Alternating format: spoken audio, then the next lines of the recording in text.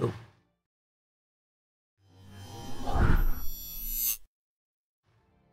No one saw that, right? That was like totally professional transition. All right, how you been, Algared? Yeah, well, very tired, very worn out, but yeah, other than that, fairly well. I'm much the same, my friend. Much the same. Yeah, so I had a hell of a time getting the PC back online. It took me 9 days, but I'm much the same, my friend. Up and running, though. Which is always a good thing. Yeah. Just trying to set up chat so I can see it properly. There we go. Yeah, I'm trying to set up chat so I can see it, but I'm being technologically challenged this morning, I think. Me too. Worst thing is I'm getting a new work laptop, which is great, but it also means I've got to relearn the bits and pieces on it. You just get it nice, and then they give you a new one because time passes. Yeah. Well, I can't complain about that. All right. So yeah, geez, what happened in the world this week, Algared? Holy crap! Yeah, I was thinking about it. It's interesting because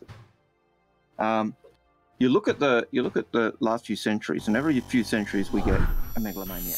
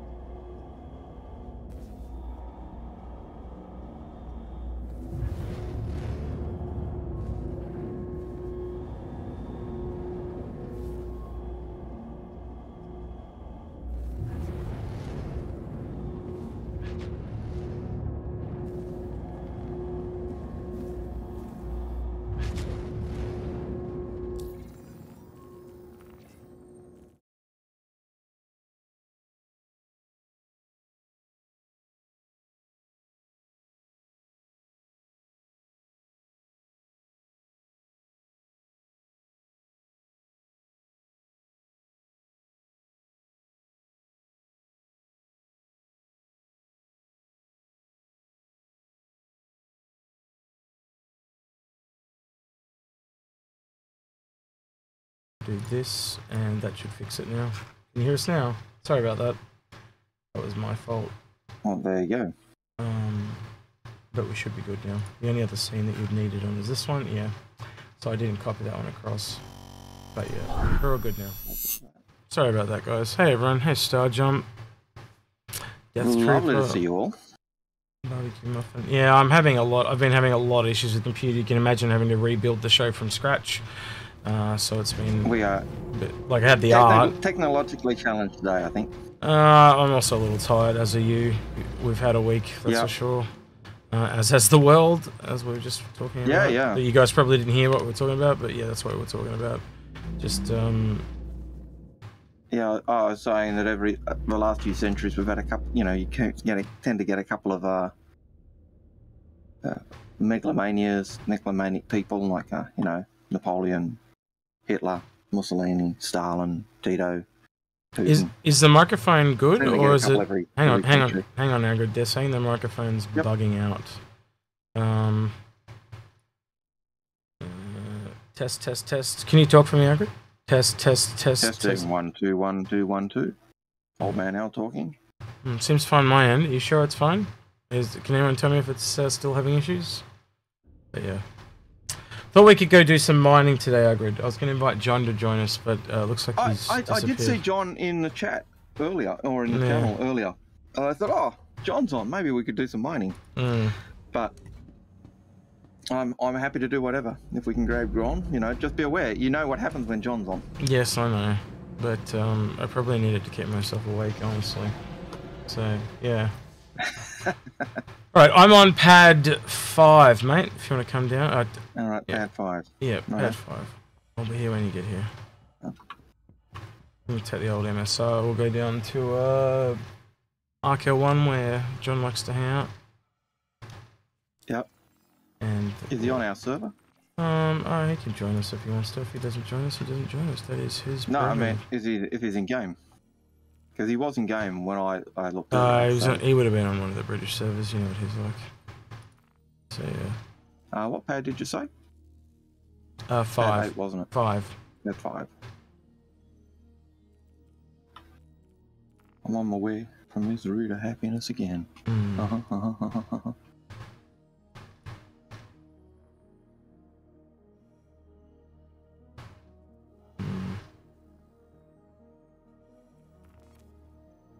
And hi, Hammer.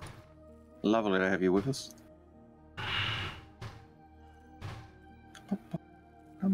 Yeah, we had about an hour just trying to get everything to work again. It was a bit of a nightmare, wasn't it, Algared?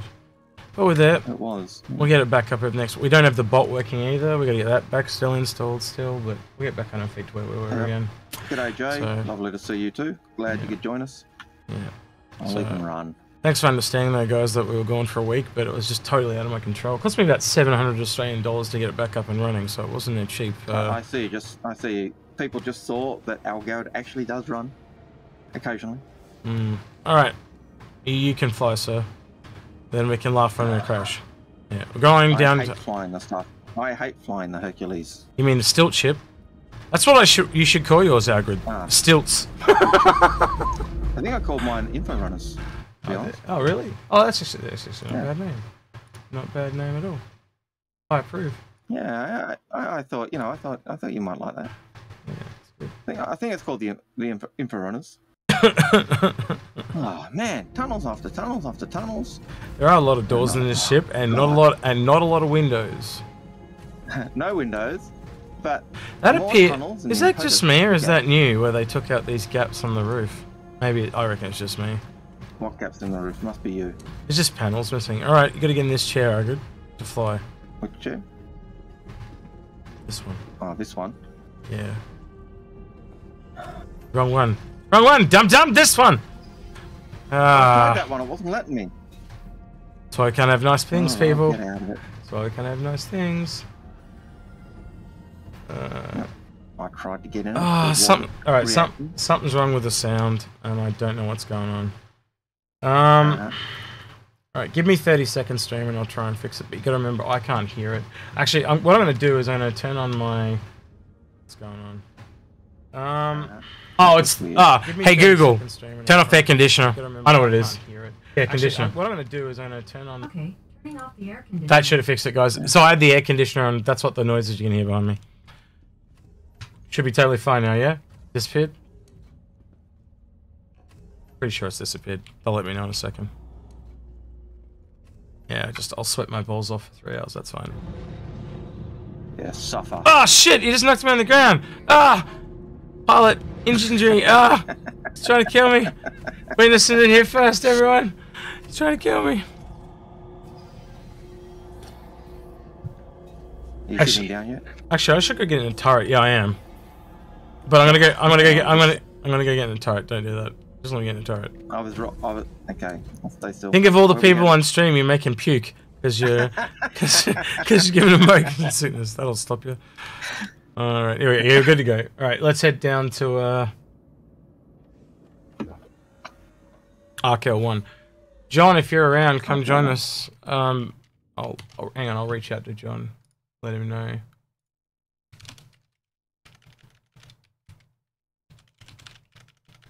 We are heading to Arc L1 to mine.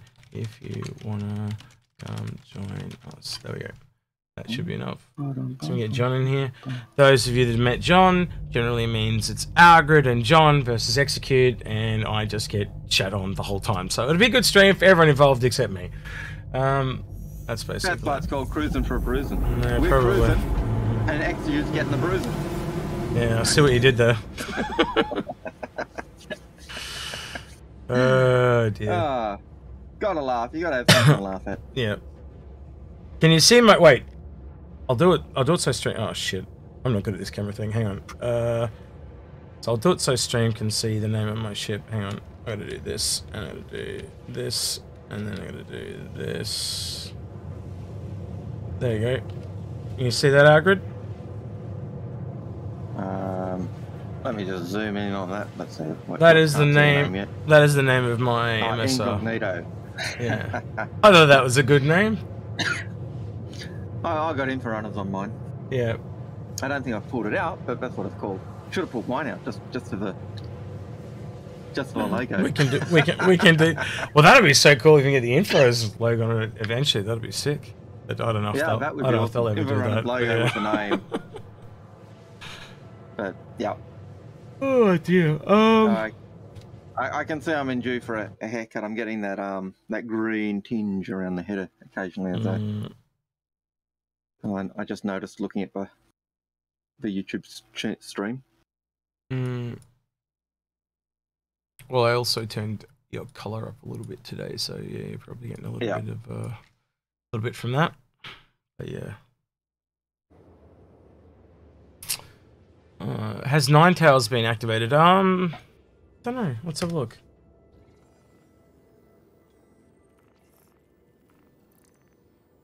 Can't tell you because I don't know. Nope. No, it has not. Not on this server.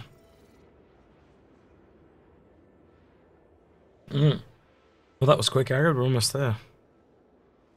Yeah, I heard the change in drive. I just had lots of green clouds coming up on my screen. All right, so yeah, guys, if you have any questions, just shoot them at me and Algared, because that's what this is. This is us talking and spending and hanging out with you guys and getting to know you and talking and answering questions. Using gameplay as an excuse to do that. Yeah. So it's definitely a discussion. So just, yeah, question in brackets if you can, or square brackets, and just shoot your questions at us, because if there are no questions, this gets boring really quickly and we fall asleep. Can you, and no, trust me, no one wants to hear Algared snore. It happened once to me. It was a terrible thing. I don't talk about it anymore. Skype for life. Yeah. Hey Ash, how you doing, man?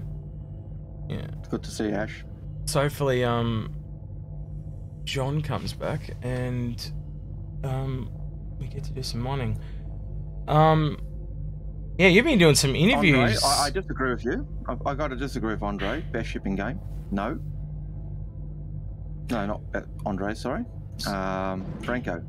As I was saying before Algared cut me off, Starjump, you guys have been doing some interviews, yeah, with some people. How did you manage that? How did you pull those off? Because I used to be the guy known for getting interviews, but ever since they stopped doing them because of certain content creators, it's been impossible to get people. So I'd really like to know how you pulled those ones out of your backside.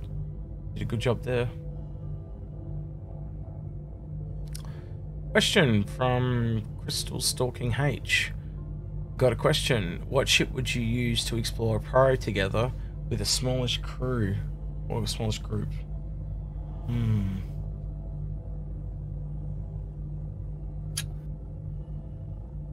Depends what I was exploring. I'd still go Carrick, I think. Yeah, like Carrick is a fairly small crew. 5.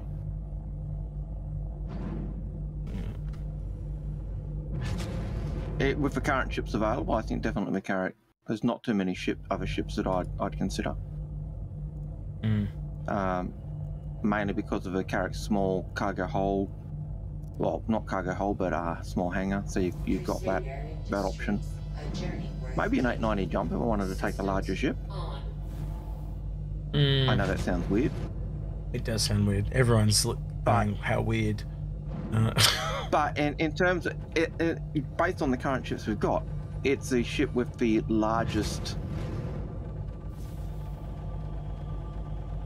Why is the station red? Red? What do you mean red? Well, we're in a combat prohibited zone. Yeah, but what do you mean red? It's not red. It's not shooting us. We should be in a combat prohibited zone. We are in a combat limited zone now. Yep. So call. Do you want me to call for landing? Yeah, you can call for landing. There you go. There you go. Landing given. Okay. Bottom ring, right side. T-Jack asks, question, why don't you think people will be surprised by owning the Corsair for exploration instead of Why don't you think people will be surprised by owning the Cause F for exploration instead of piracy? Do you think a scanner will be lacking on it? No, it's got a big scanner on it.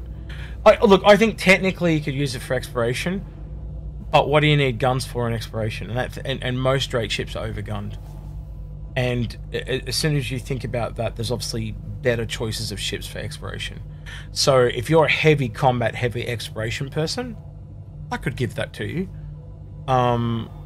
But yeah, I just don't think it's the first choice for exploration. And you'd say that too, Algared, because one of the things is that you bring up almost every time we talk about it is it's not meant to handle as well as the Connie, yeah? Yeah. Well, that's if you look at the brief notes, the actual notes that Chris gave when they were planning it out. It flies worse than a Connie. And if you think the Connie flies shit, then you're gonna hate the Corsair just for that. I actually can't see the docking link. Oh, I'm gonna shoot at it. It's above where I'm shooting. It's just that little platform. It's just the little platform on the right hand side that's facing us right now. So this one right here. I'll just shoot above it now. That one there. All right. Yep. Yep. Right in front of us, literally. Yeah. So the Corsair for pyro, yeah, but in. And it depends. Like, maybe crew, then yeah. Like, it's got a point. Maybe for pyro because of the guns. Maybe. Depends how many crew you've got.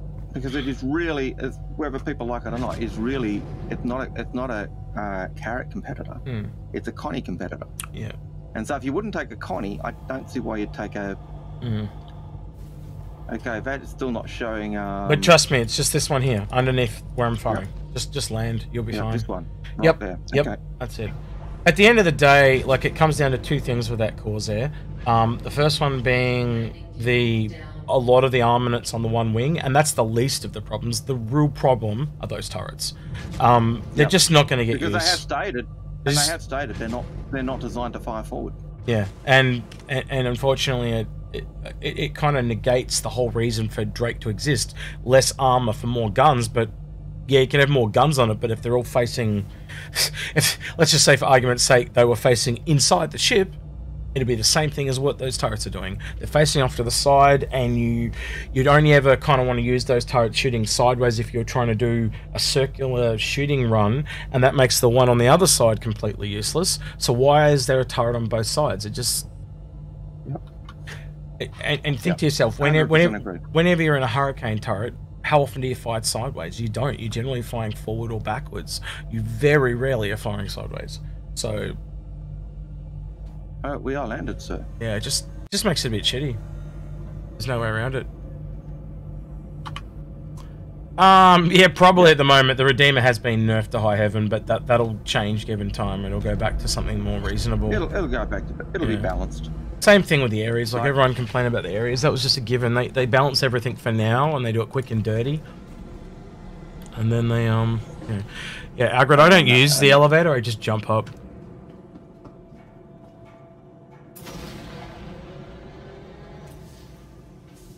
I always park backwards too, Algared. I'm really anal about it, so I don't have to walk around the ship.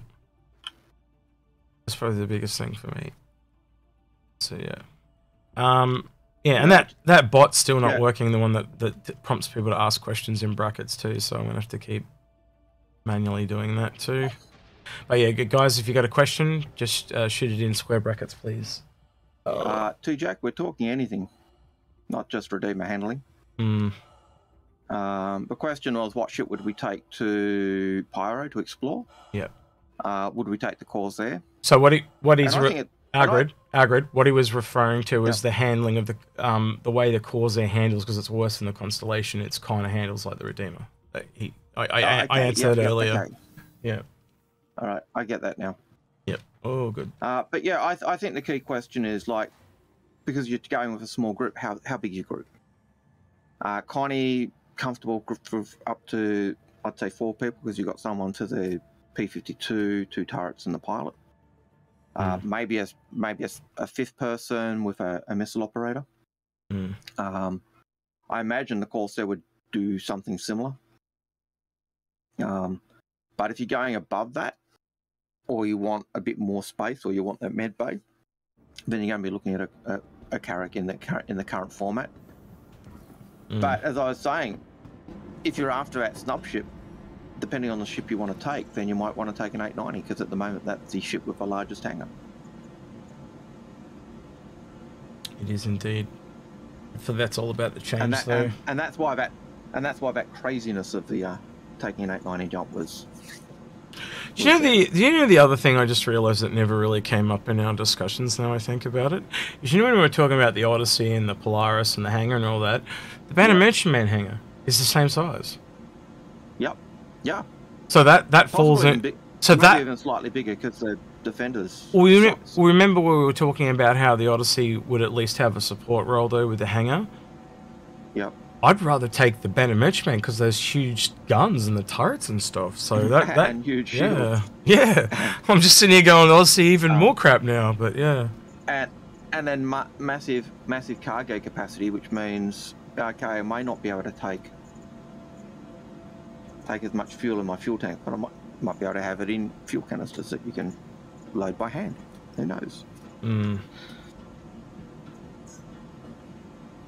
My cat is meowing.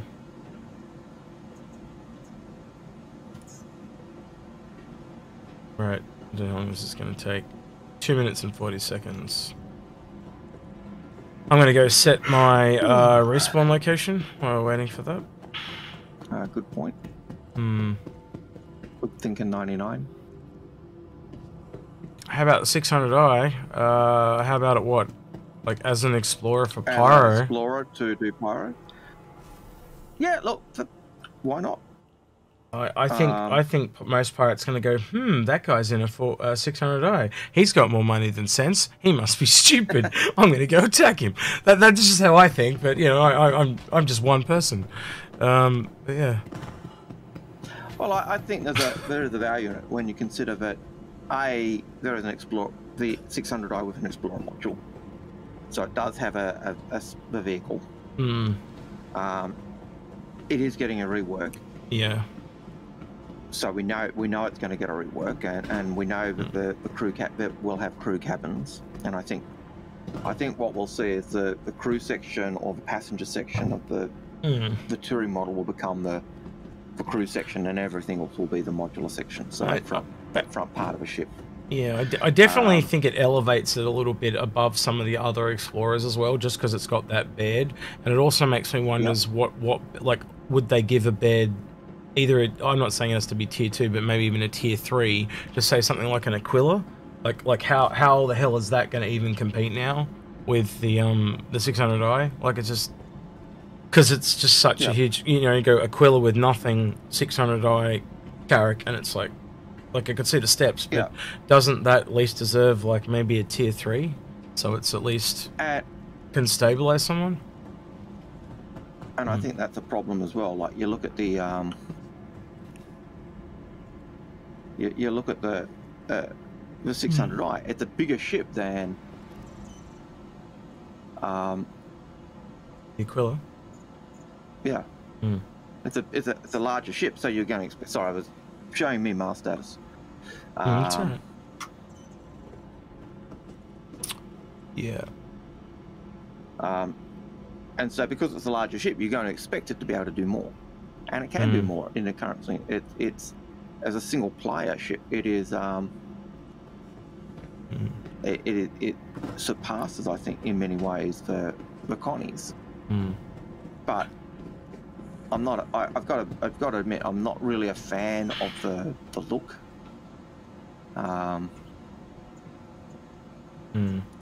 So there's a comment here by Crystalline H. It says, I think the Odyssey would be great in infinite range, meaning you can stay away from port for long periods of time. Well, this is the thing. So the ship might have unlimited fuel, but the humans do not. So at some point, you're going to have to go back to get food. Food, water, repair supplies. Yeah, everything's going to have a limitation to some degree.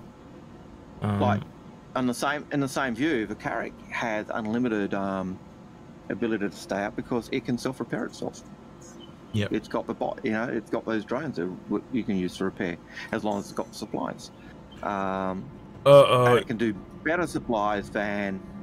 I just realized I didn't buy any. I didn't put the lasers on. Oops.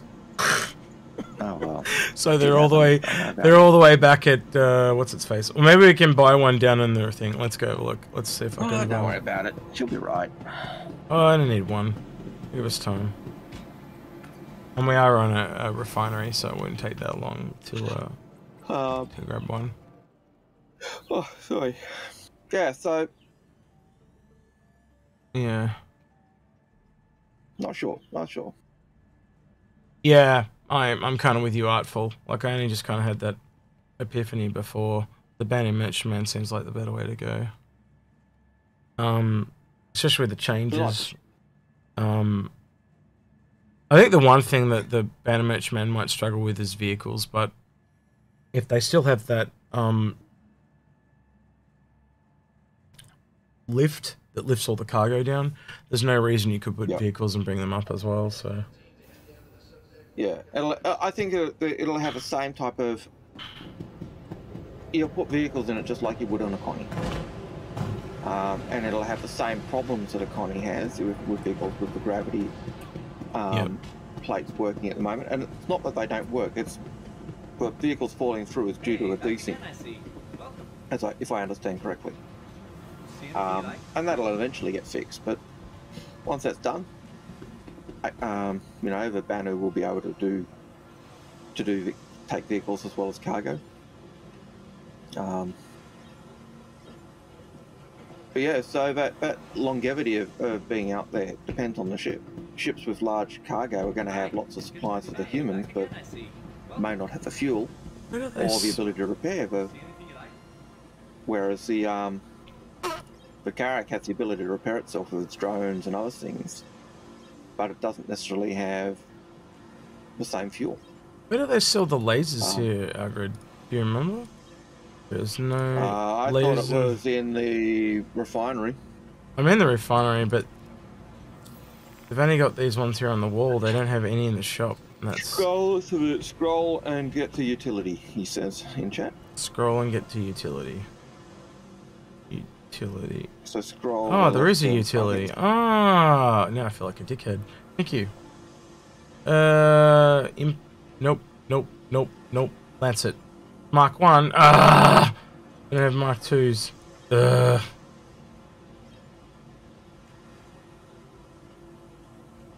sucks.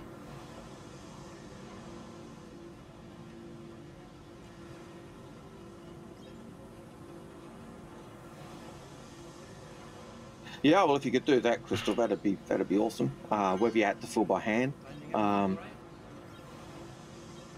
So I wonder if that would actually aid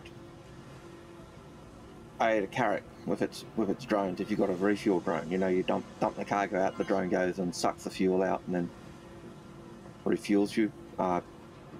Bit less cumbersome than doing it by hand. But what's the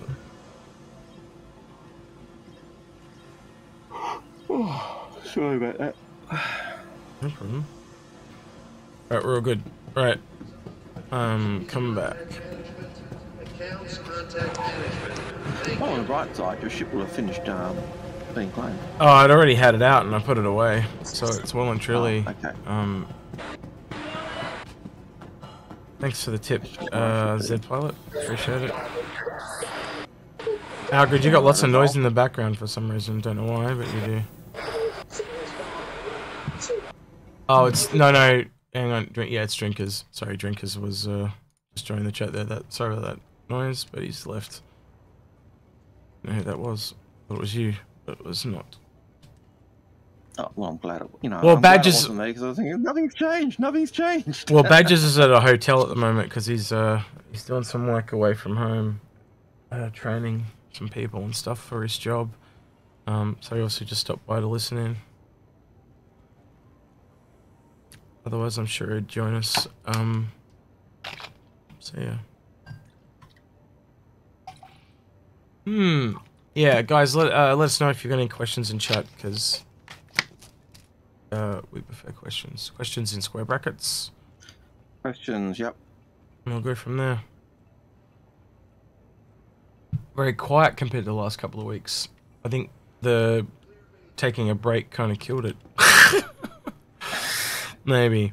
It happened. It's the first time I've taken a break in years, and it wasn't by choice. So, it was rather stressful for me, if I'm completely honest with you. Oh well, I've just claimed the Star Runner, so hopefully if I have got it named Inforunners, we'll be able to pull it out and be flung around in the Inforunners ship. I think no one saw that on chat and live stream, did they? I just stood in the elevator like for a full minute without pressing a button and not realizing. The elevator stream. I probably did, but now that you've drawn attention to it.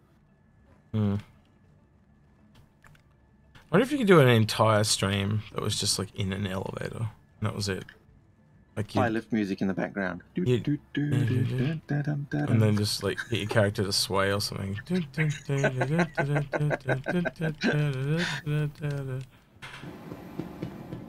Anyway, enough of that shit. Alright, let's see if we can get this shit equipped. Don't know how it's gonna go, but we'll try. Just doing the usual bug that it does. So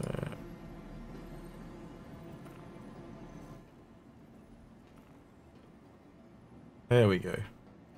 Alright. Utility. Oh shit. Now I feel like a right dickhead. Because you had it. Yes. And now I don't have the modules though, so I almost want to go back down there and buy 2 more of each module. I might do that real quick. Yeah. We got time. I'm still waiting for John to come back, but I don't know if he's going to come back. So yeah. He's really hoping that John doesn't come back because he knows that if John joins us, he's going to get hassled. So Artful's got a question. Ship of the month, Connie's. As isn't it green season in March? I don't get that reference. It must be a northern hemisphere thing. St. Patrick's Day. St. Patrick's Day. Right. No, that's what it is. Okay, yeah, I'm with you. I did pick up the it is green season. I did pick up the red skin for the Connie though at the Chinese month. Yeah. That was a nice. I did actually like the logo on that this year. The little monkey. The little badge. The little badges on the side. The little. A little badge. Yep, the little dude on the side. I'm not sure it looked like badges. I'll be honest. It looks. It's mirror image, dude. Mirror image. It was uncanny. Uncanny. I knew I could get him to speak. There you go. I didn't realise you were actually in the chat, Badger. There we go. I defended you. Zenstrata asks, will they ever fix the turn rate on the Redeemer, or is it doomed to be? Yeah. So that's clearly a balance change. They've done that to just quickly balance stuff. Yeah, it'll change eventually. It's the only turret in the game like it at the moment. So yeah. All right. So are you talking about the turret turn rate, or are you talking about the turn rate of the ship itself? If you're talking about the ship itself, it might actually be screwed, because you look at the Connie, and the Connies once used to be awesome. But they were too awesome, I've got to admit, because you could outrun or outturn a P-52 or an M50 in them. They were absolutely horrendously outgunned. Yeah. But the Connie was supposed to be the largest ship that could dogfight. So it's kind of in that thing. And I think nowadays, theoretically, it is really a ship like the Redeemer's become that ship that is the largest ship that can dogfight. It's clearly a now versus then mentality, though. Like, there's so many light fighters in the game that it's balanced around what most people are doing, you know? And once that shifts, it's not going to be the same. Like, there's no way it's going to stay the same. And I can't think of how many times you and I have said, like, they're going to balance this thing all the way along. And even after release, they'll change to spice it up. Yeah, you know that every MMO game you've ever played, they do a patch, they bring in a new class or a new ship or something else, and everything gets tweaked. everything gets tweaked. Then you got to go back and either, you know, if you're doing Lottery, you have to go back and redo your epic weapons or your So the Redeemer's weak point once the everything in the game comes in will clearly be armor, because it's got high shields but it's got no armor. So that'll be its weakness. But because armor's not in the game, they had to give it a weakness by fucking with its turn rate and shit like that, and slowing its turret down and stuff like that. So that's just one lever they can't pull at the moment, so they had to pull the others, if you know what I mean. And in terms of your question about the Emerald with Green Month Artful, yes, they do generally do a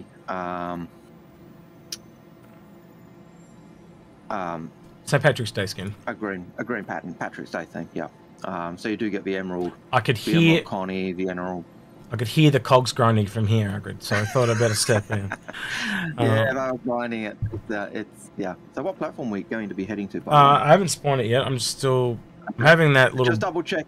Yeah, I'm just having that little bug where you can't pull a ship out. It's just decided to do that to me today. I'm sure I'm not the only one that's had this bug. Gets frustrated by that. Mm-hmm. It is frustrating when you can't put the stuff on the ship because it doesn't let you, and Artful's got another question. Is Hull A or leave it out of the game until Pyro? I think leave it out of the game until Cargo Refactor comes in. That said, Cargo Refactor comes in before Cargo, then bring it in. That said, I don't think it's much to just have the cargo spawn on the outside for one patch. I think that's kind of interesting. And Dyson kind of brought up a really interesting thing. We're now going to have ships that have cargo on the outside. It makes them easy to attack, and so all that other stuff that comes later this year. There is going to be a couple of big ships in cargo this year. Yeah, and people complain about the Raylan having cargo on the outside, but even though it looks like the cargo for Raylan's on the outside, it's cargo pods on the outside, which is cargo goes into, as opposed to putting the cargo crates literally, you know, sliding them onto pylons for hulls. Those triangular things on a Raylan are actually part of a ship. It's not. It's just a weird alien way of doing it.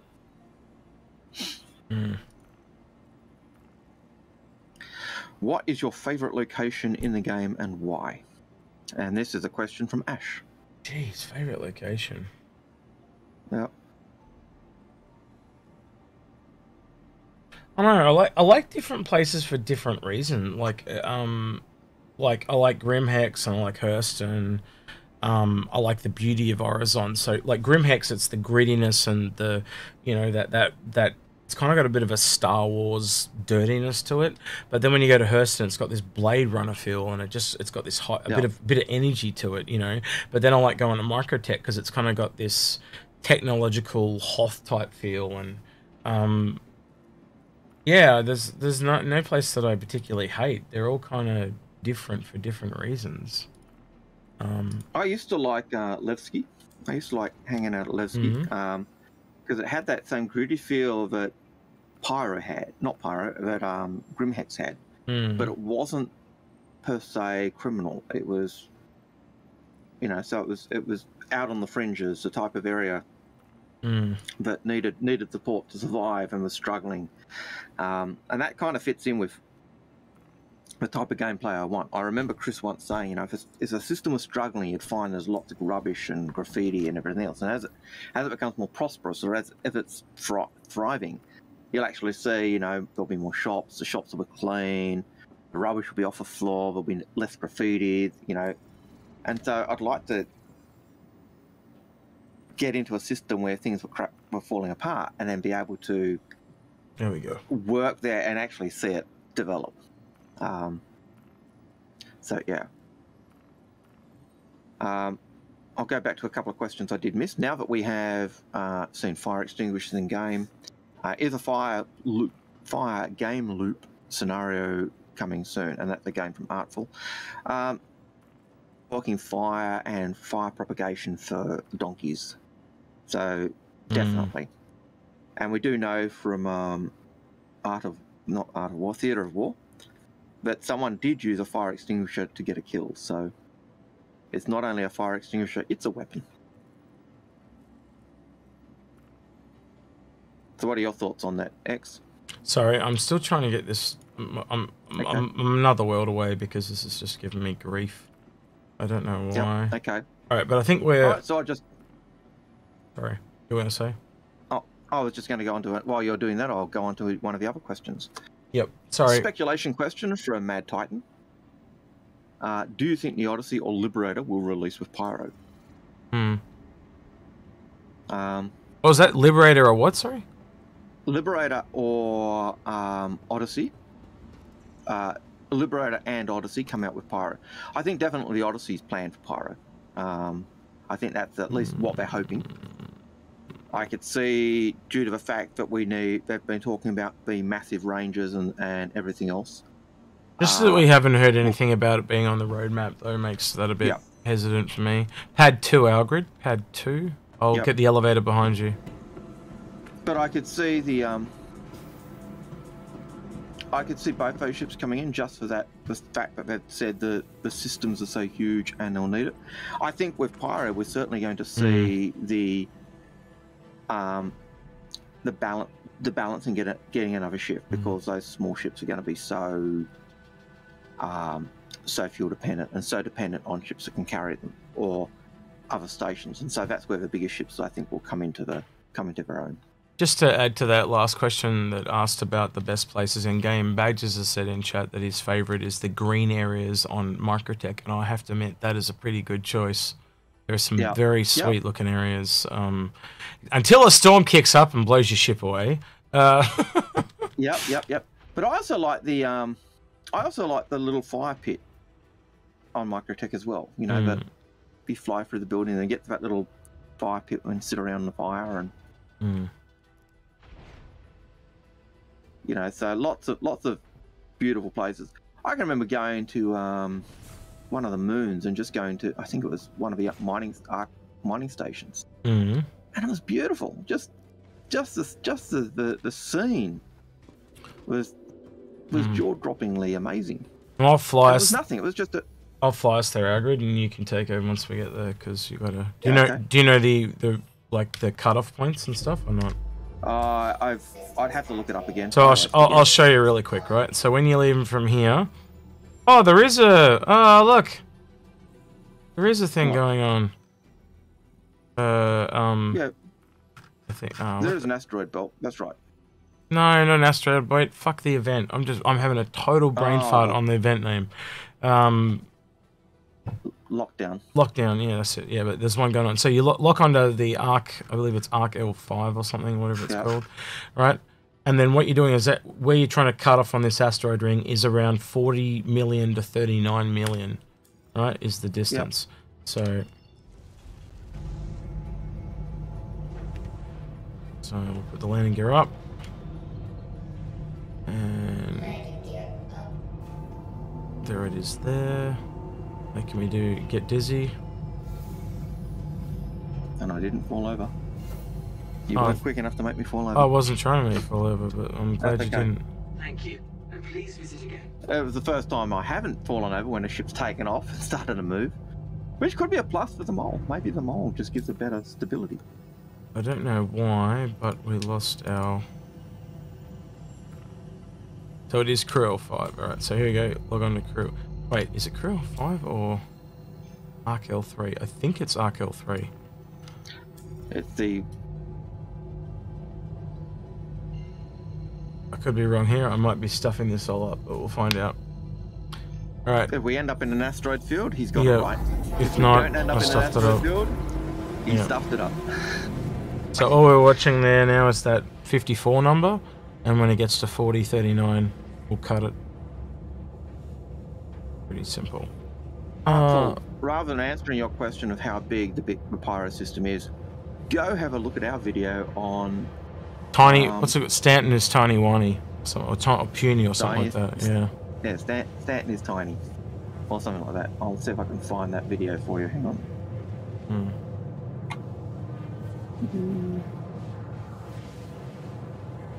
Videos. Let's just check where we are. Well, I stuffed up because we've already gone past it, so it wasn't Arc. It must have been Crusade L5. Better go back. Yeah. I stuffed up. It's been a while. I haven't been mining with John in a month or two, so.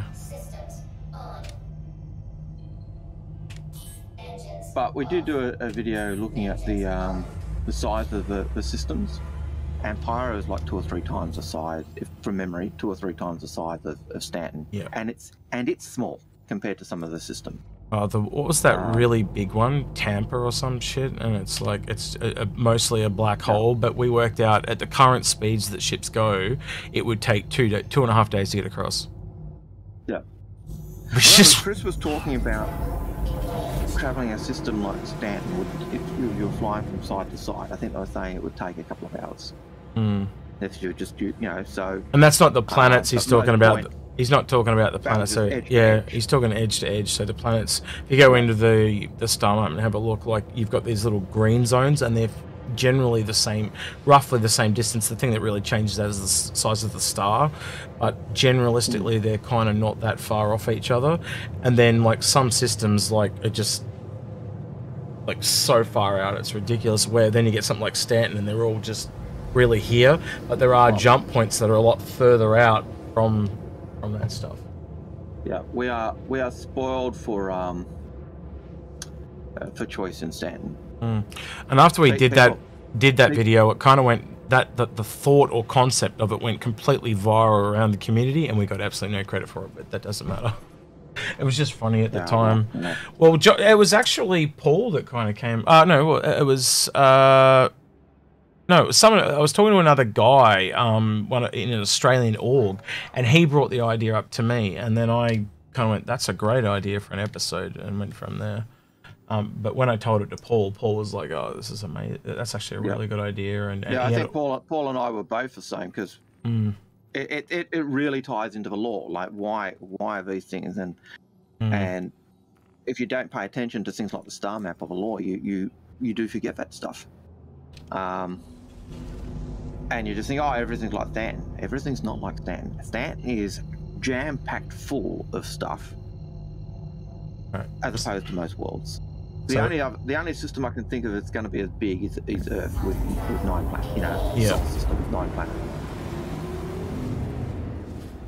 All right, that's more like it, because it's usually 45 mil, and it's a pretty short flight. Yeah, that sounds about right. All right. 4 to go. Yeah.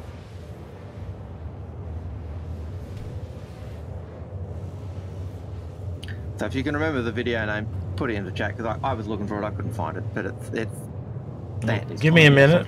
Give me a minute, and I'll go grab it for you. Hang on, I'm just at 41. I got to get to 30. Here we go. Any second, and asteroid field. Asteroid field. Boom. Yeah. All right. So I'll get out now, Algared, and you can take over. Yep. You go sit in our central mining seat. I was going to leave one for you, but I can't remember how I've got it set up. So I'll figure out what switch. Why that gets in, I'll alt tab out and go find that video for you. Got to remember how to do the scanning. Been so long since I've done it.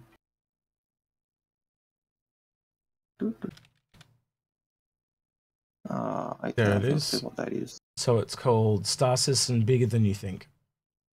There you go. And I'm going to put that into chat. There we go. All right.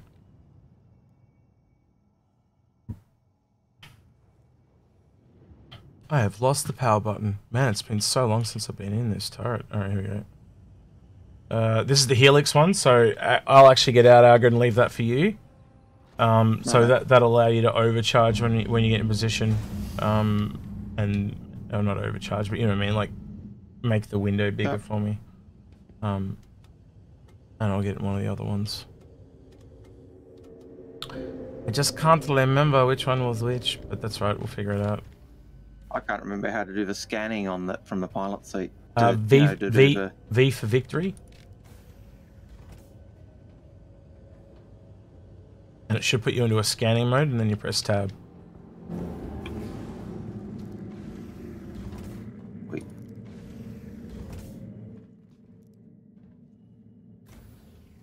figured it out. Just remember, guys, you've got more questions for us. Question in square brackets, and we'll answer as soon as we can. As soon as we see it. I gotta get the bot back up to make our lives a little easier in that regard. Alright, so I've got... The beauty of your bot was it just took out the questions rather than the... Yeah. So they weren't buried in chat. Because chat is often sometimes is just as fun as the questions, but...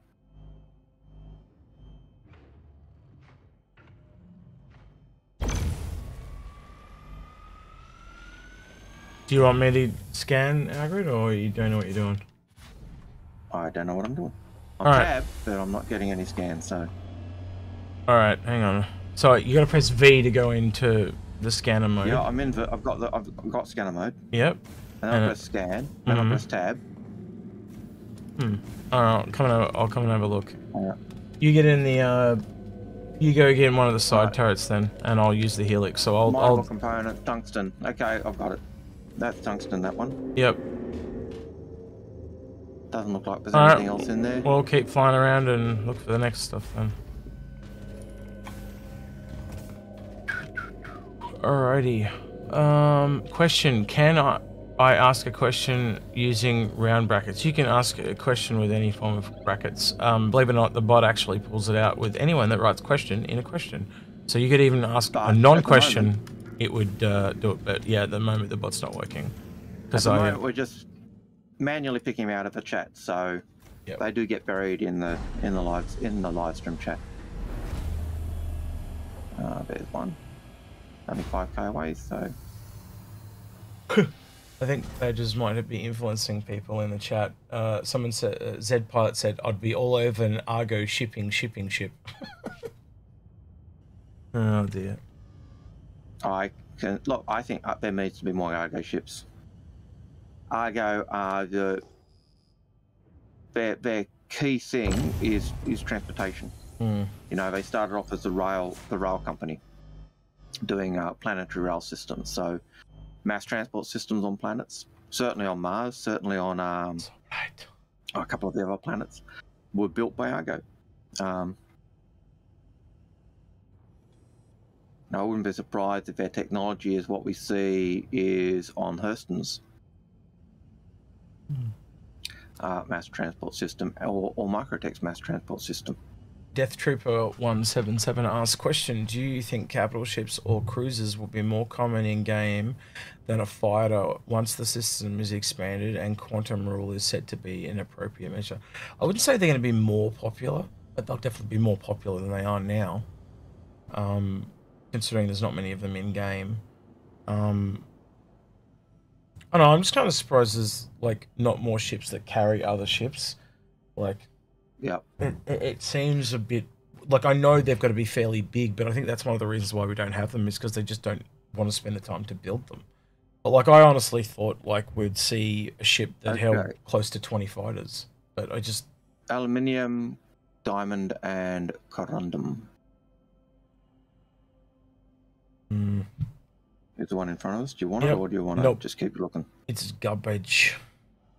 What do you want? What we're basically you're looking for quantanium, and quantanium looks like it's got like copper in the rock.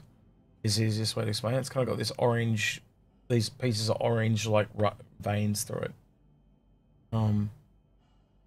That is what you're looking for. Oh, man. Alright, I'll go to 10k away, that one. Are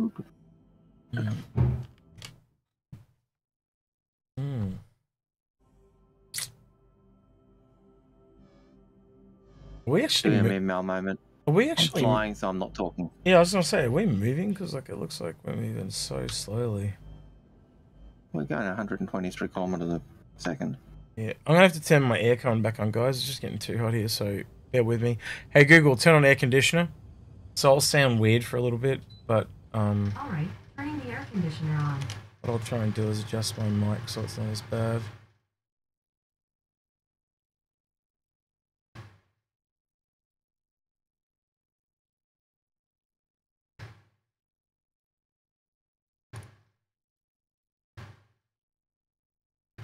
sounds pretty shocking.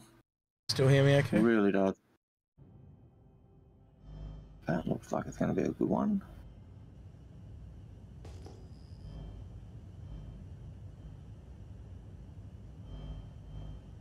Just go for those two together over the straight. Yes, usually when they're two like that, you get Quantanium. Very common. Not that from John. Yeah, I just thought they just popped up and I went, ooh, that looks promising. Yeah, and when you get three together, it's never the weird things John has learned. Question from Zenstrata. Got a nice spot here. Question from Zenstrata. Connie engines originally were advertised to swivel on their mounts for increased turn rate. Is this scrapped or will it make in the game? Well, we don't know at this point, but I hope it does. Yeah, the Connie was meant to have really good maneuverability for its size. These definitely have Quantanium in them. See the little orange parts in them? Yep. Okay, so V and tab and that. Scan it.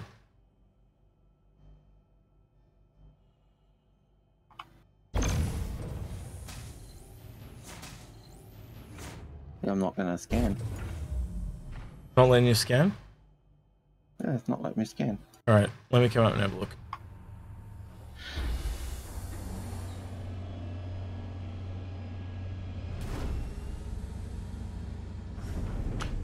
Quick question from Crystal King. Quick question, can I rent a Caterpillar or Hercules in game? Want to sell some medical supplies at exorbitant prices? Yes, you can. There are a couple of different places that you can get them from. Most of... Wait, there's the Astro Armada on ArtCorp, and there's one on Hurston, but the name is eluding me. Always got that African American gentleman, and he's always talking in that really smooth voice. What's it called? The one at Hurston where you rent ships, Algared, do you remember? It is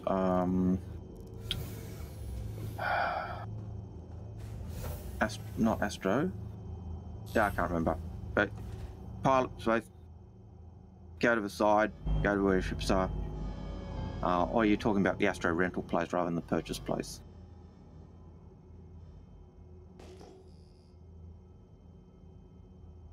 This is weird. Why is it not scanning? Oh, I can shoot it though. Shoot it. And now try and scan it. Someone in the chat said.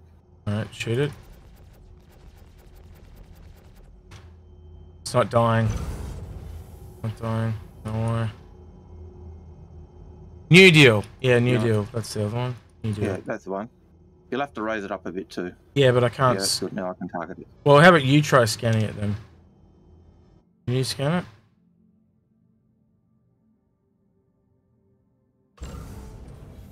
Oh.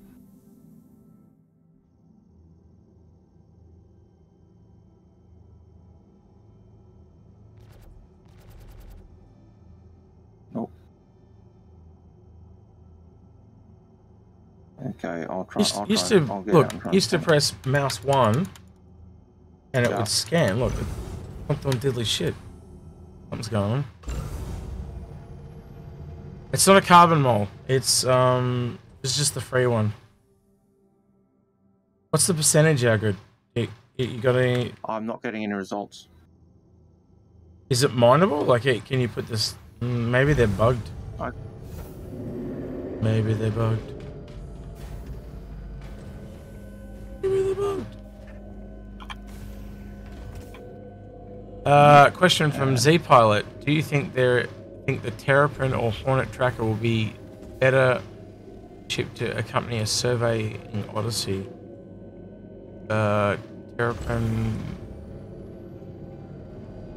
I assume that you mean instead of the Prospector. What the hell happened to my character? Algared, look what I've done. Can you see the stream? Yeah. I just glanced up and looked at it.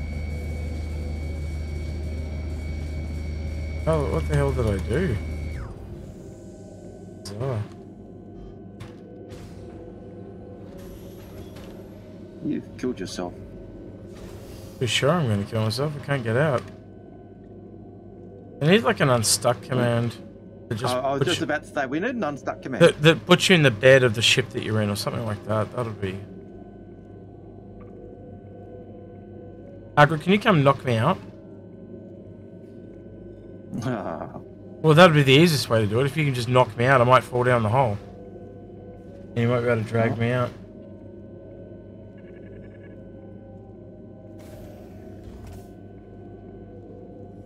Zero should bring out your fists. Yep, and then just try and punch me. Or climb down the ladder and ignore me completely. Yeah, that works. Yeah. Alright, well I'll try and kill myself off. And I will fly back in an Aurora. Should be able to warp to you though, should be easy. Yep.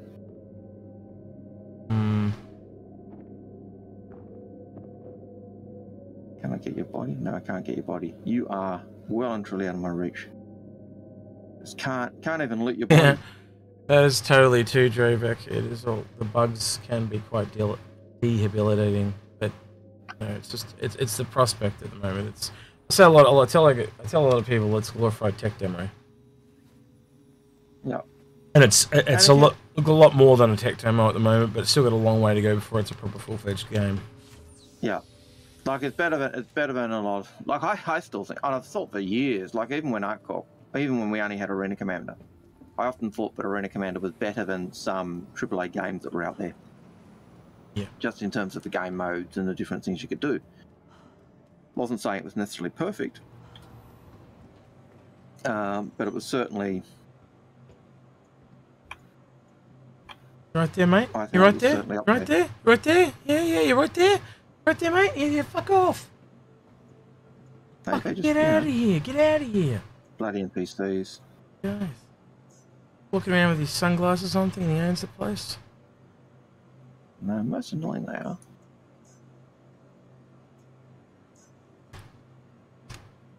Oh well. Had one. Alrighty.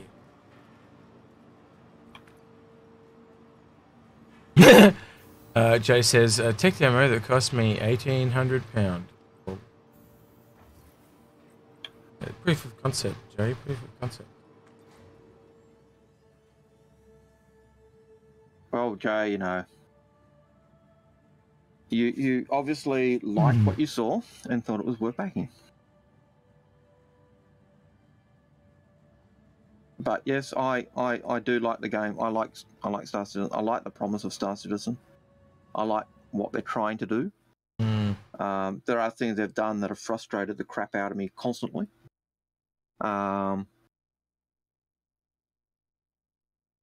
that's the nature of what we do. We either go with a publishing house where the publishers are saying, put this in and ignore everything else. Generally helps if you put on clothes. What the hell? Otherwise you die. Wait, did this send me all the way back? I think it sent me all the way back to Hurston. It did. It has to. That's where we. Oh no, because we reset our spawn, didn't we? Well, I set my spawn to there. That's the game. To the mining station. Game's just a bit busted. Busted. So one. But yeah. Well, if that's where I am, hang on. Let me just check. And definitely, I think there'll be more cool games developed from the tech, and I think there are some of the things we're already seeing. Like, I wouldn't be surprised if, you know, the technology that made large maps possible. I think that'll easily get worked into other games. I think they'll copy the idea, but whether or not they'll have enough time to do the R&D is another thing. I honestly think that they'll, like, I wouldn't be surprised if they took this engine to, say, like, Disney and said, hey, can we make a Star Wars version of this?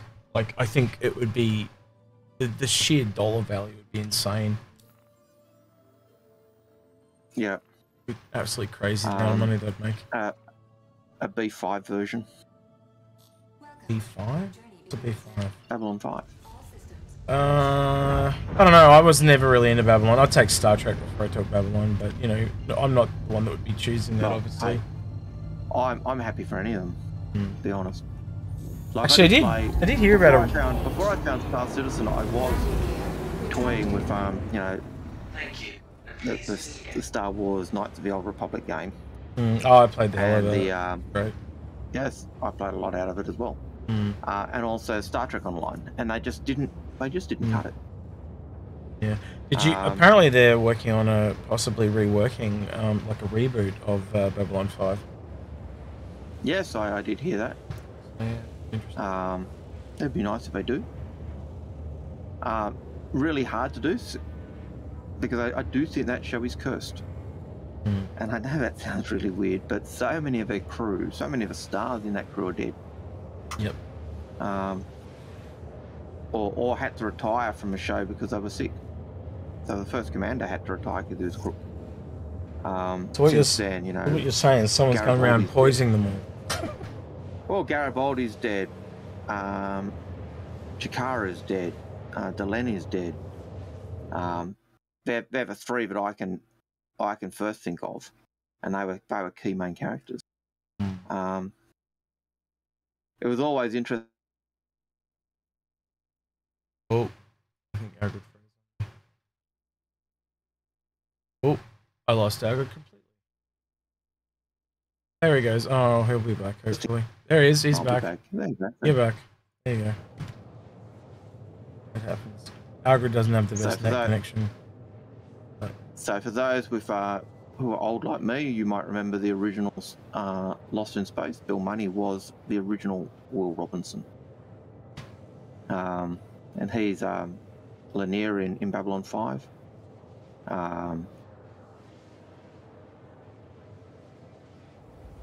The Psychocop Bester. Very good original Chekhov from Star Trek. Yeah, there was a lot of there's a lot of controversy when that show came out, because I remember they were asking for people to write in episode ideas for shows to Paramount for the new Star Trek series, and he was a well-known writer, and he ended up going to whoever the people that ended up making it with him, and they ended up suing Paramount and winning, and that's how they got the whole first season paid for. And ever since then, they don't let, like, a lot of people are really annoyed at him because now they don't take user submissions anymore because he sued them, because he said that idea you did was exactly the same as mine, but you didn't pay me for it. And it was very similar. I pitched the idea to you. You ditched it and said, no, it's not us. And then your next series was Star Trek on a space station. Very similar. So, yeah. And they are similar, but there's no way that they... What's the thing if they had that idea beforehand? Yeah. There's no way to prove it, so... Well, they certainly did as Babylon 5 was taking off and going for that 5-year story arc. It certainly did impact Star Trek in the way Star Trek approached their story arcs. Because the first season of DS9 certainly didn't have that long overarching story arc, and it was only season 2 or 3 of Babylon 5 where the Dominion War came in that they actually switched over to that same type of story arc. So I think there's an element where what he was doing was certainly what they copied. Yeah. So yeah. All right, Algared, can you see me coming in? I can see a ship coming in. Yep. Yeah, look, I can scan in. I can scan in these ones. Oh, yeah, I can't scan on this. All right, something wrong with the scanner. All right, so this rock here, the one. Yep. It was scanning. In front of. And now it won't. I wonder we're too close. Maybe we are too close. That's really good. Why don't we scan it? It would, and then it stopped.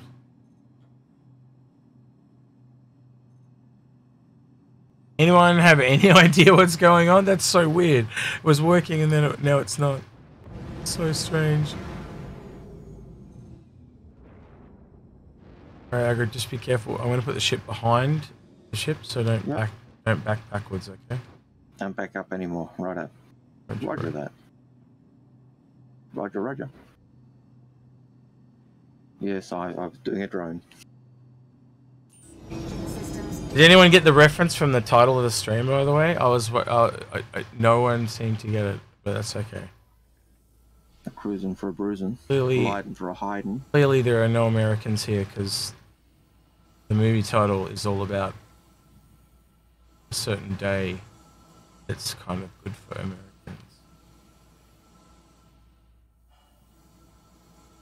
I'll wait and see if it comes up in chat. If anyone gets what I was trying to hint at in the title.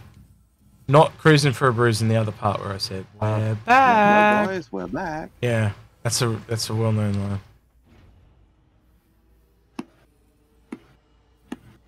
Just imagine what this is going to be like with push and pull Algared. Like, you're going to be able to walk around and, like... Yes, you're right. It just pointed out that bruising spelt wrong. Oh, really? Yeah. Typical me. I'll change it later. Yeah, it's definitely Independence Day. I googled it though beforehand to make sure. I always double check my spelling just to make sure it is right, but obviously I spelled it wrong. But I'll look into it. Alright, I'm back, Algared. I guess you want me in a turret. You want me in a turret now though. I'm actually slightly scared of this death ladder. It's trying to kill me, Algared. Hey, it's your ship. Alright, this has been the worst piss poor fucking mining operation so far. I haven't been able to do anything. Alright, let's have a look. No, we got to a mining field.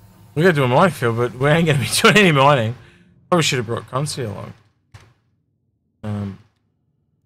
We needed John. John needed to come and teach us how to mine. John's... can you put the nose up a little bit, please, sir? Oh, man. I've got to get back in the seat. I was just going down to the turret. Well, you're in the right position. 45 degrees up, please. Righto.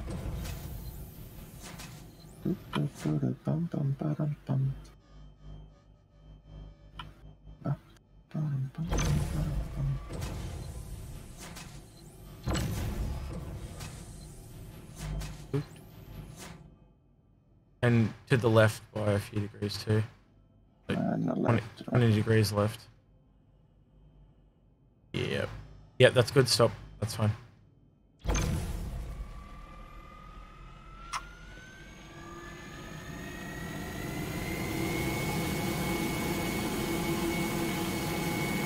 Nothing. Yeah, I reckon it's bugged. Bugged the boogery.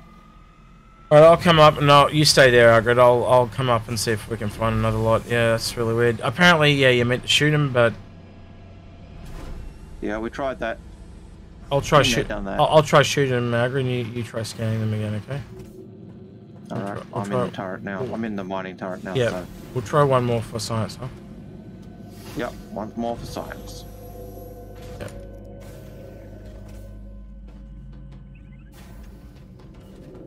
Imagine all the troubles they're gonna have when they put salvage in later this year. I'm just like, so happy to play it, and they're like, I can't because something's bugged. Yep. Alright, so I'm gonna scan this one real quick.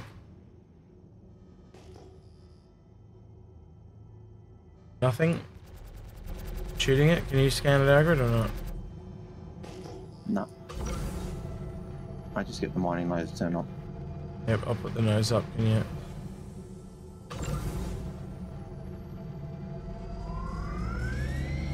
But not even moving the bar at all. No life. There's nothing. It's just as if it's an empty box. Yeah, let's call it bugged and move on, huh? Yep. So we'll go have a look at this one.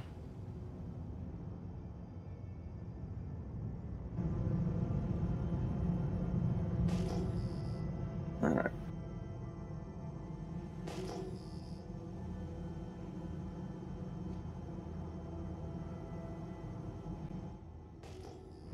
Yeah, look, I think the CCU changes were annoying, they were frustrating. It was the same like the $0 CCUs when they oh shit! You just plimped us. Yep, I probably did. Nope, didn't destroy anything. We're good. Okay. So CCU changes, like $0 CCUs went. That was annoying and frustrating. In a way, I see this is very similar. It certainly stopped the hoarding of CCUs that people were doing. People would buy a CCU and just melt it and then unmelt it later on. It hasn't locked in that price. Got quadtanium 2%. But I think part of it was not necessarily done for ship sales, but for the sake of limiting the black market or the grey market. Yeah. Because anything that goes for the grey market is less sales that they're making. And as a company, they're out to survive. They're out to guarantee they've got the money, and if you can get it. They definitely bugged those rocks out good. Yeah. Because the smaller rocks were working. I don't know if you can hear it on my tin roof, but it is pounding down on rain.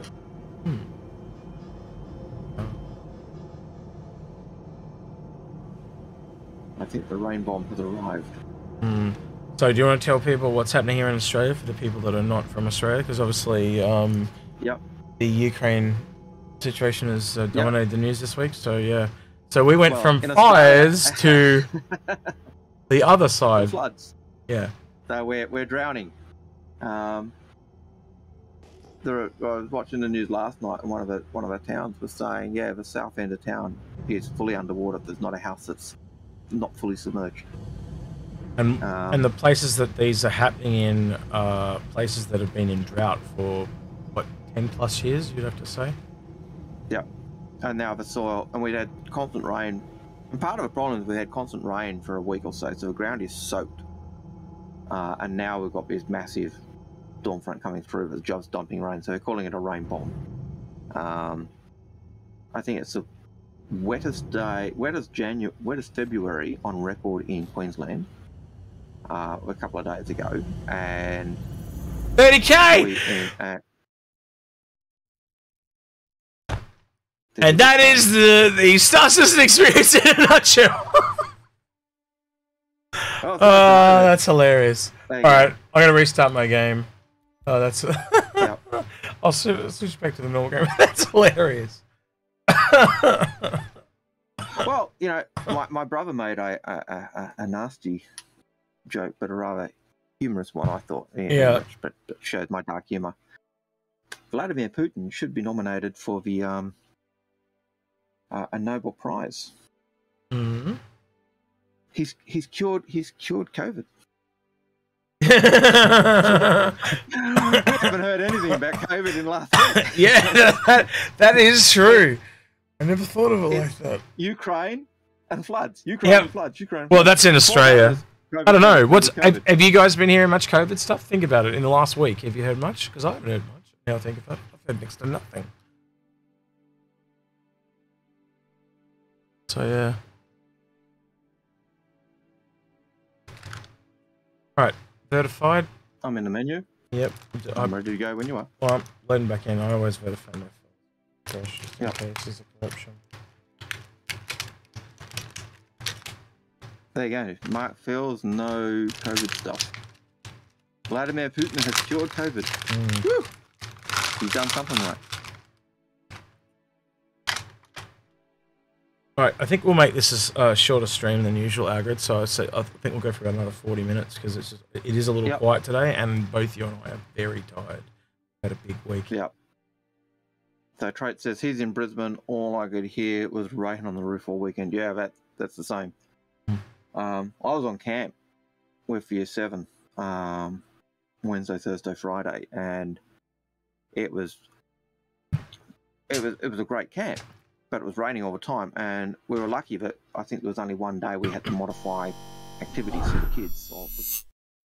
But every other day we had the clear periods were when we were doing activities, and then the second would come in, it would lash it down. So maybe China.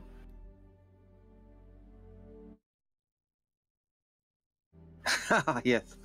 I was trying to work out why are you trying to I doubt anyone would want to sponsor him for a Nobel Prize. Nobel Prize in medicine. He cured COVID. I don't know. I don't get some people's greed.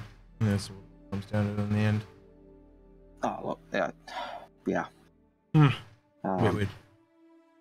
I was watching one. He doesn't see himself as one analyst was saying he doesn't seem to see himself as a harkening back to the communist days, but he sees himself as a wannabe pet of a great, who kind of unified Russia and made Russia into that first vast empire that brought Ukraine to heel and so what's this bug? See, this is what keeps happening to me. Every time I come back into the game, I'm on a completely different space station, but I'm in this MSR. I think I need to do a character reset. I honestly think I need to do a character reset. You might need to do a character reset. Well, let's see. Where am I this time? Am I at the station? This is a good question. That was weird. Well, now I know why you came and picked me up in a star runner. So, just real quick, Algared, something I do have to ask you to get your opinion on, because I know you know a lot about World War II, especially Germans.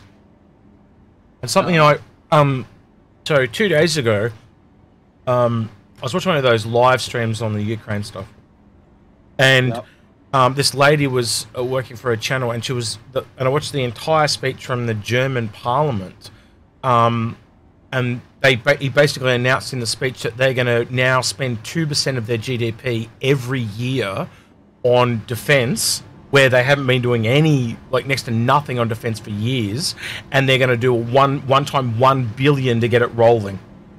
And they're like, it was mentioning drones, tanks, like everything. And the irony is, you go Germany and you just think of World War II, but the thing is, they're just like everyone else now. Everything's changed in that time period. And the funny thing is, there are people still alive that remember World War II, and now Russia's. Yeah, it's just weird. Like I think he's taking backward steps. That's what it sounds like. But yeah. I think people forgot that you need that diplomacy. In the West, we kind of said diplomacy works. Diplomacy. Sorry, Algared, just real quick. Someone mentioned China. Also today, China is now telling Russia no. They're saying no, you shouldn't be doing this. They've backflipped. So just so you're. Zen's comment on China was going back to the Putin for a peace prize. Maybe China would sponsor him, but question mark. But yeah, so I think in the West we kind of took the idea, this aversion to war, made us go for diplomacy. And the World War II analogies with Ukraine are, you don't like doing it, but they're there. You've got an oligarch who wants to unite all peoples of the same language. So, you know, Sudetenland, oh, but they're German speaking. We're just uniting our German speaking allies. To, you know, all the areas where Germany was expanding. And it got to the point where the allies went, you go into Poland, we're coming for, you know, we're at war. And doesn't that seem a little familiar with what you just said? You look at, it's like you were saying about every 100 years we get this crazy madman. It's true though. Like what you said before is true. Like if you go back through history, it's almost. When was World War II? What, 1939 or something kicked off? 1939. 1930s. World War One. Crazy. 1914. Like admittedly, I think World War II is really a World War One continued. Agreed. But that's just me. Had 11. Yeah, you know, the West looked at it back in 1914. They were tired of war. They thought diplomacy will work. This time, we got that fear of war. Yep. Come, elevator, come. Come to the elevator. I'm trying not to talk with my mouth full. Come on, elevator. Sorry, I can't hear you when you're talking with your mouth full. What elevator? Okay. I was going to get the Star Runner. Oh, we can go do. Okay, let's do yours then. Pull yours out. I'll park mine. I figured, you know, I may as well take the Inforunner Star-Runner. But then I started talking and then stopped scrolling, and then the screen went black because, you know. Yep. First world problems. Yeah, first world Algared often talks about how he tries to find a ship and the screen times out before he finds it. Is that real? Like, is that like a real thing? Like, what? What is wrong with you, sir? What the fuck? Alright, hopefully this is the Inforunners. I think I did give it the Power 11. So I do think I gave it the name Inforunners. Hmm.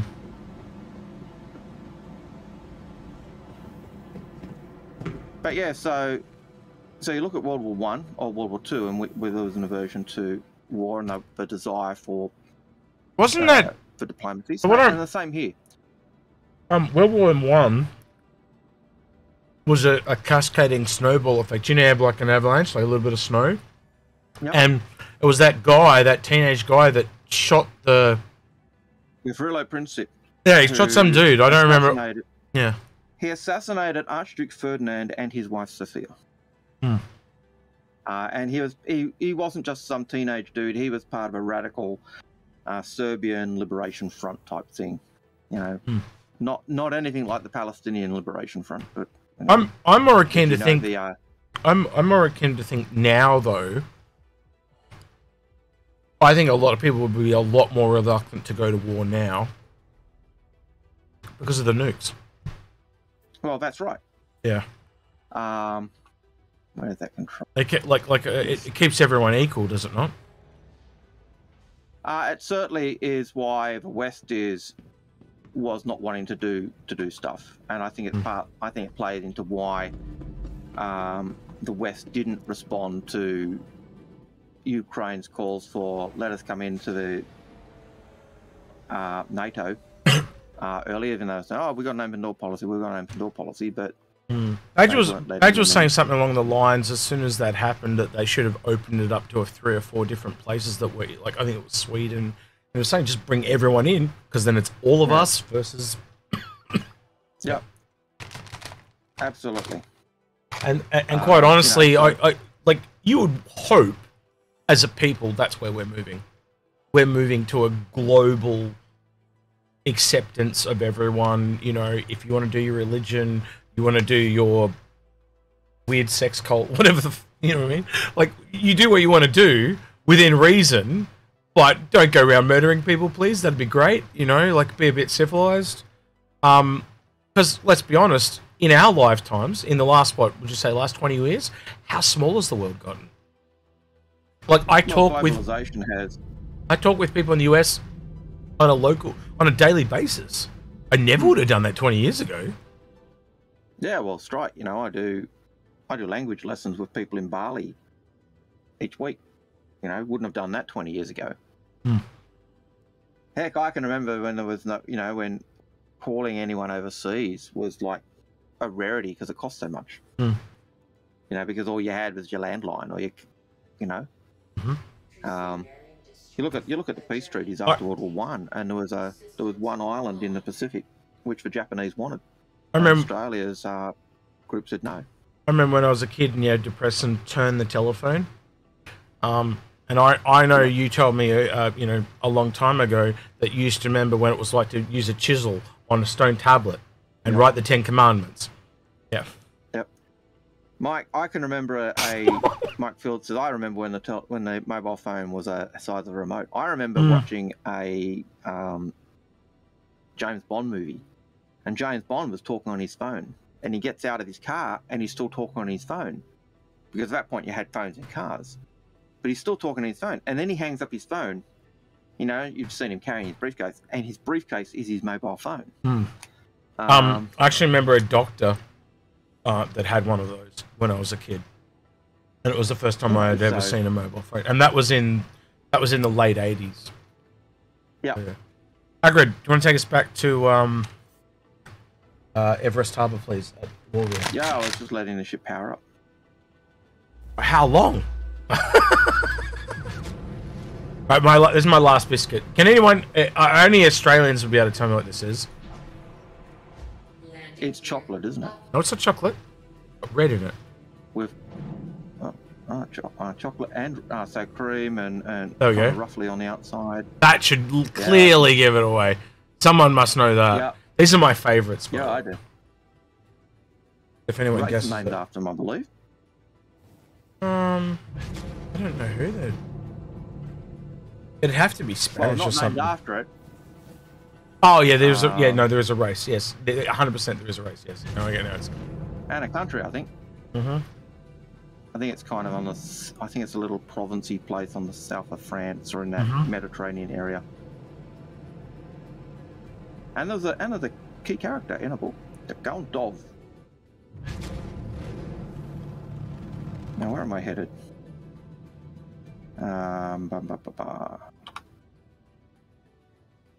Right, so I'm going to RH5, isn't it? No. You're going to Hurston. Oh, sorry, Hurston. All right, and when am I dropping out? Going all the way to Hurston. Just all the way in a straight line. I know it's complicated. Okay. No, I thought we were dropping out to go to the asteroid belt. No. I think we'll go because we just had no luck, and I got to wait another 10 minutes to spawn that ship. I can't be bothered. Righto. Okay. So.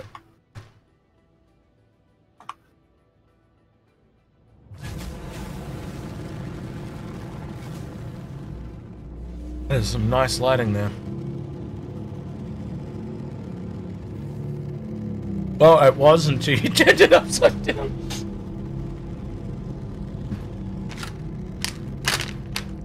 Where is that dot? It's impossible to find.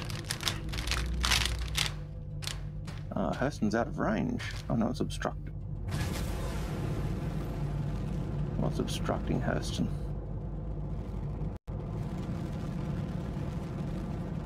It'd just be a piece of junk, wouldn't it? Maybe, I don't know.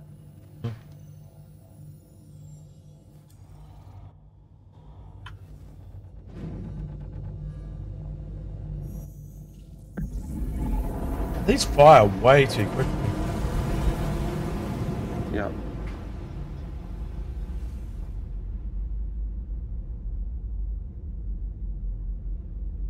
Actually, I want to show something real quick. I don't know if you knew this, Algared. You probably did. You know, heaps as well. So. But I found this out. I'm like, I'd forgotten about it. But if you go in this scanning room, and you put on the chair,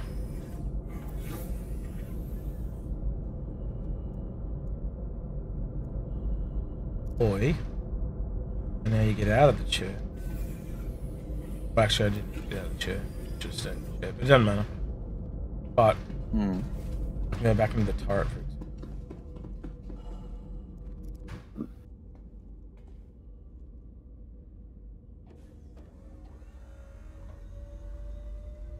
Now I want to go back into it. Look at the radar dish. Now up. Did you know you could do that? Put it up and down. Oh yes, I can see the radar dish now. Yes, I didn't know. I didn't realize you could do that. But it's nice that you can do it.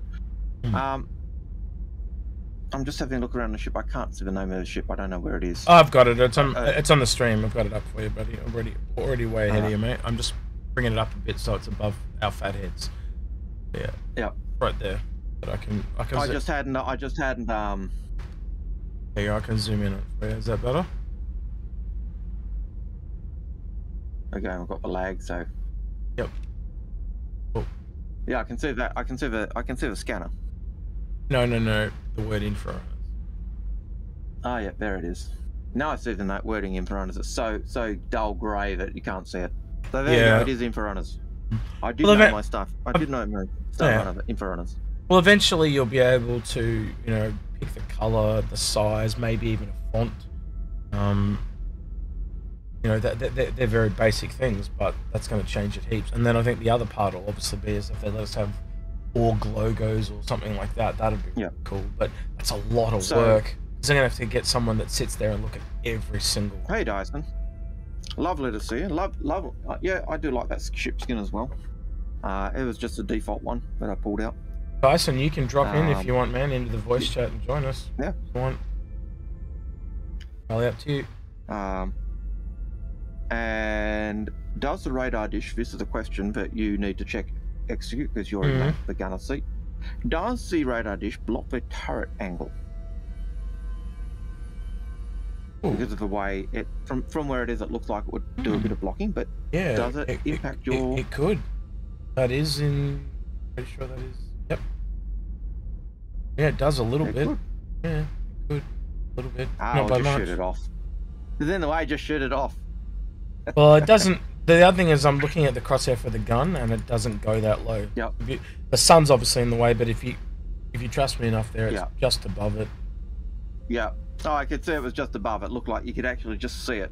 But yeah. But it does look like a nice ship. It is one of the nicer looking Crusader ships, I think. I'm not a fan of the Hercules ones to fly. I just don't like them. They're like the Gannet. I still get the feelings somehow along the way I'm going to go back to the Connie instead of this. That's just where my brain is leading at the moment. Well, you know, it was the poster child for a long while. You gotta admit, this got pretty fat though, didn't it? Like, it originally was a lot smaller. Now it's still shorter than a Connie. But well, this thing, yeah. Well, I think part of it was when they had to go away from literal proper crawl spaces and went to crouch spaces. Yeah. That certainly fattened it up. When they changed the doors so you could get any vehicle in, and changed the turret so they weren't blocking up the cargo bay, which the original reason for having the turrets in the cargo bay was to stop you being able to use them to, you know, to block the doorway so you couldn't get vehicles in. I think the other thing that I'm surprised you haven't brought up is the whole lore thing with what happened with Crusader. Because, like, when you and I used to be massive fans of Crusader, like, as everyone was, but they've just made, like, it's become clear now they're the budget industrial. They are not, they're not, well, and Drake's probably lower than them again, but you get what I'm trying to say? Like, no Windows kills the ships for me.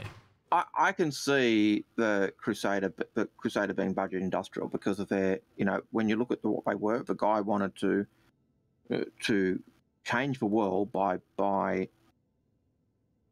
from within, from outside of politics, because he found business, you could do more with business than you could with That answers your question. You can't shoot it, and it's not higher on this side than on this side. It's exactly the same. So yeah, you can't shoot it. So where do you want to go? Just Everest, the station, just Everest Harbour, please. Yeah, the station, please. I keep having to ask and I keep forgetting.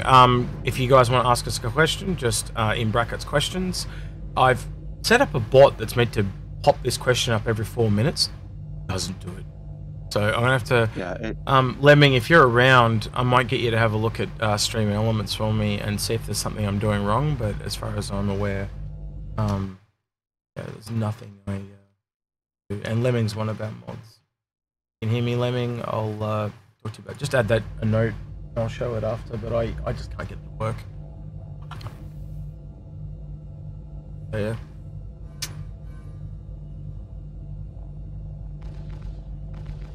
I think this would be better with cannons, personally. The turrets are just way too fast. Not that there's anything necessarily bad with being fast. It's just the damage you lose as well is just not worth it. It's ridiculously fast. Stream.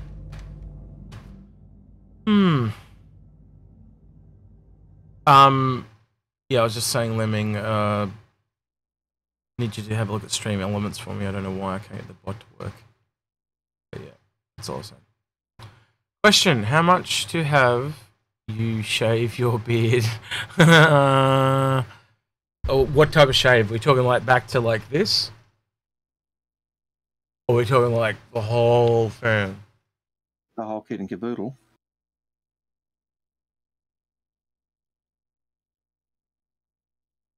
whole kit and caboodle, I'd probably go $500 for charity. But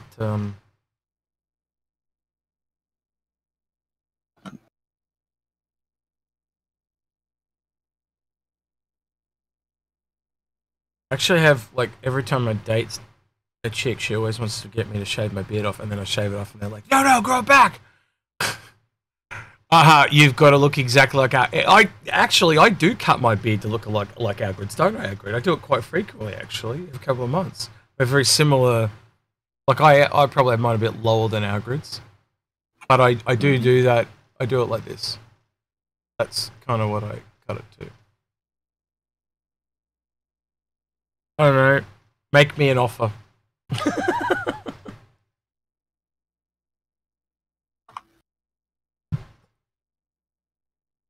Alright, we get into that space station, Algared, or are you having trouble with the map? No, I just had to move around the planet to get to be able to jump.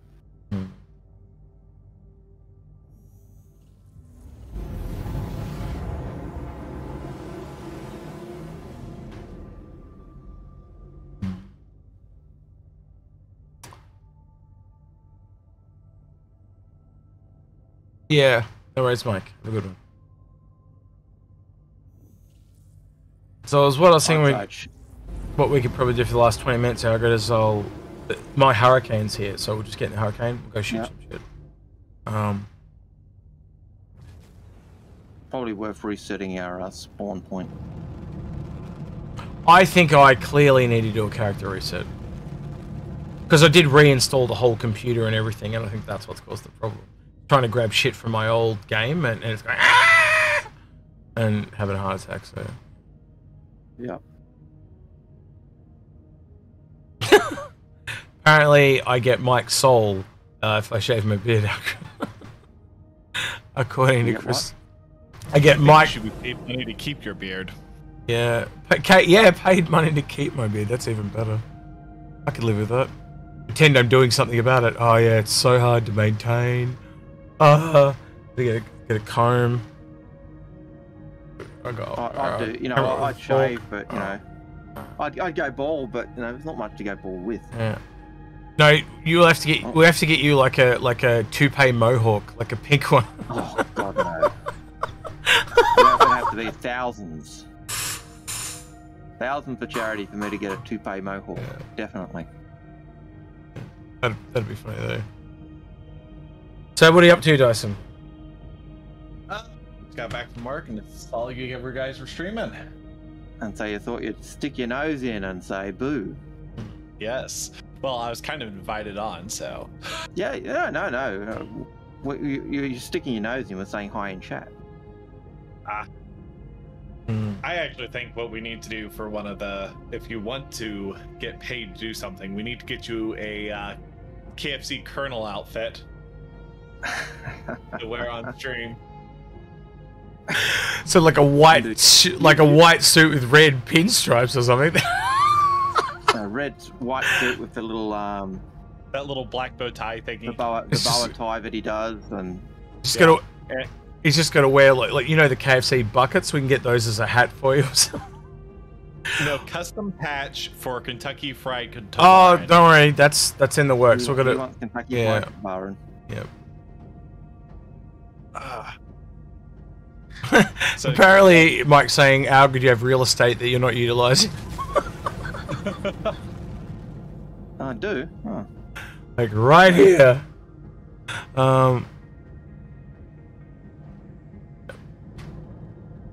It's definitely like a Sunday drive when Algared flies. It really is. When I fly, Algared's like, yeah, you're falling over. So I take care of my passengers sometimes. Famous last words. We're all about to explode. Get ready. Here we go. Can I just Except when I do pirouettes, just to make you fall over. I'm in the turret. It's not taking care of your passengers if they're in a hurry to get somewhere. You need to remember, people want to go somewhere. Land backwards, Algared, so we can take off out of the ship. Show me your skill. Land backwards. So the back ramp's facing towards the door. Yeah, I heard what you said. I heard what you want. You're on the clock, by the way. You're up to 11, 12, 13. I feel like you're a taxi driver trying to run up the meter right now. Hey, I'm not charging you anything. I could see Algared in one of those old caps, you know, the car caps. I could see him doing that. That'd be funny, actually. Where I take you, Sonny? Hmm. Algared, I'm not filled with confidence when the ship is upside down on the pad. Hmm. Oh, I gotta stop. You got me laughing. Something is not right here. I don't know what. I just feel like I'm gonna die. You're not gonna die. Yeah, painful, awkward death. You know, you can just hold N right and it auto lands. No, I could land. Press N and it auto land. Okay, press N. As long as you got the landing gear down. You don't have the landing gear. Yeah, landing gear's down. So you're gonna land without landing gear. Look at the sign. Like, who needs signs? Like, okay, I guess any landing you walk away from. What the hell? It's just skiing across. What witchcraft is this? You know, it's landed. You gotta hope that this game never goes back in time to, like, you know, the Salem witch trials, because you'd be stuffed. Burn him!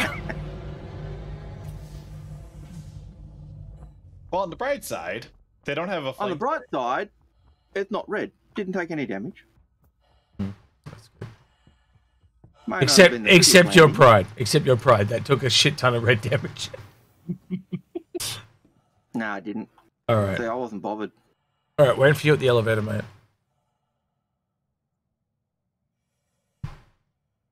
Yeah, Algared, he doesn't like to run. Jim Bob finds it totally normal. He's saying, "What do you mean you don't park ships on their roof?" Yeah, it's the only classy way to land, apparently. Yeah. If you guys have got questions, please ask them in square brackets before your question. We love interacting with you guys, out, especially when we don't have the bot working for us. Yep. Definitely feeling it without the bot today. And we took a week off and it cooled down momentum. I'm running, by the way. I am running. Oh, wow. That's a rare occurrence for an Algared. It's true. I don't like running. Yeah, it's just one of those things.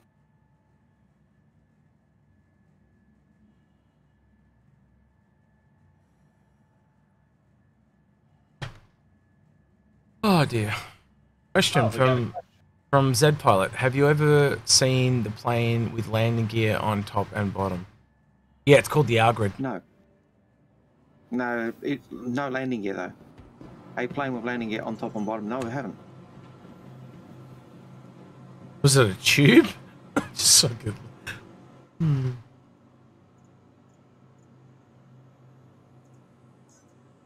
Just gonna put the ship away. Yep, no problem. I'm spawning the other one. But Pad still 1. Scroll down and find the bloody thing. Pad 1 when it gets up. Right. Roger that.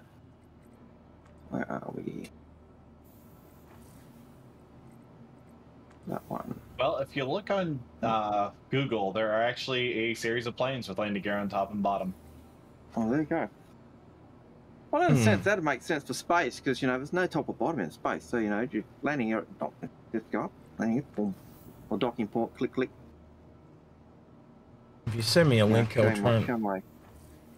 Here, I'll do a couple different links. Here's one. So what pad did you say? No, it doesn't matter, I'm in the lift with you. Yep, that's what I was waiting for. Oh, not that one. Whoops. Pressed the wrong button. Don't get out the first stop, get out the second stop.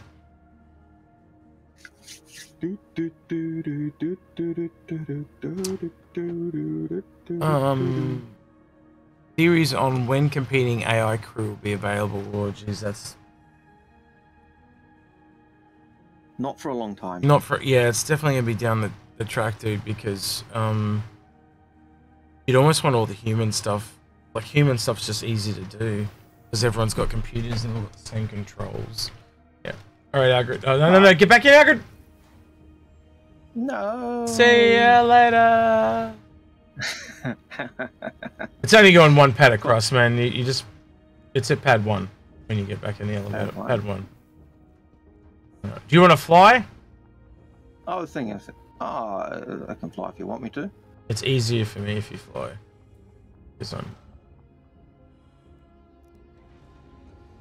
Alright, I'm in the turret. I'll find us a quest mission, whatever.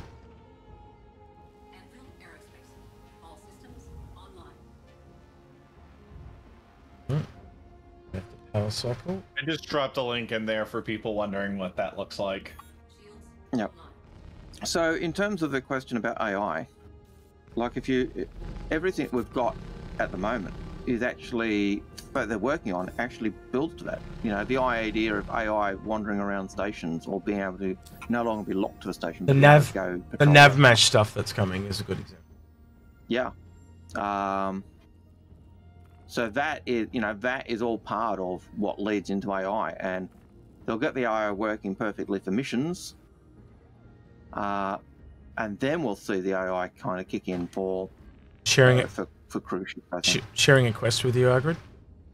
And one of the things with AI is actually, if you look on the roadmap, and kind of spoilers for something we talk about in a episode that's going to be coming out at some point. Probably. So me and Dyson put one in the bank. What we call it here. So that might come out next weekend or whatever. See what happens. Well, I'll just give a very brief, try not to get too spoilery. Long story short, the roadmap has a lot of stuff concerning AI. There's actually a thing about them being able to use 2 hands, improving a whole bunch of AI. And by 2 hands, I mean 2 objects. Basically, call it mop and bucket if you look at it. And all of this is also going into like server meshing, which is going to be extremely important because you have to be the AI. If you notice, on a practically empty server, is actually a lot more deadly than it is when the server gets a lot more full. So where do we need to go, Exy? There's a big. Did you grab the quest I shared or not? I did copy the quest. So there's a blue square directly. If you look down, I don't know. Hang on, I'll look at the map. It's in atmosphere on this planet somewhere by the look of it. Wait, I could be mistaken. All right, we have another question. Do you think CIG will make voluntary subscription for the game once the game goes live? It's hard to tell. Like, I'm pretty sure they're going to keep funding the game by bringing out new ships. So right now, you're funding the game where a new ship comes out. They're going to do 2 types of ships. They're going to do, whole new ships, and they'll also do ones that are like, so they've mentioned that they might do an updated version of the Hornet and sell a CCU that you can buy to upgrade your Hornet to the newer version of the Hornet, and that way they make small little leaps for people that have lots of ships, and if you don't have any ships, you can buy in when those ships, the new versions, come out. Yep. Can you share that quest with me again? It didn't take. Roger. I would also say cosmetics. I mean, every game, cosmetics are easily one of the easiest ways to fund a game. Did you get it? People fun for exclusive. It said I got it that time. Yeah, cool. Sorry, I was trying to do that shorthand. Yeah, sorry, Dyson, keep going. So, as I said, cosmetics are just easy way. You already see skins now. I'm pretty sure that, yes, you'll be able to do a lot of customization in the game itself for free, but people will pay for that exclusive event skin or something. And not to mention, like when they hit into that market of Call of Duty players, Battlefield players, and all those type of people, they love their cosmetics, even just their armors and stuff like that. Do I think they can charge the prices they're charging for a ship skin for an armor skin? No. They're doing it now. Should it be? They're doing it now. Yep. I think they could. They are just as much work, just so you're on the same page. They are just as, in fact, humans are harder because they're anything that's more naturally shaped is harder than something that's angular. So, well, we'll see. And we got a couple comments here which are actually worth addressing. First one, basically selling ships is a tad pay to win. I would actually kind of disagree with that, because if you can earn it in game, just the ability to buy something outright is an option. It's so And it's all and if you're taking a ship that you brought with money and selling it to someone for credits, that's fine, because there won't be anything against the terms of service that you're just getting a shit ton of credits. But if you're actually buying it and then selling it for more dollars after the game comes out, that's a different. Are we going anywhere, Algared, or what? Where people, no, because I'm looking for the point that I've got to jump to, but I think it's not showing up. It's just on the other side of the planet. If you look at the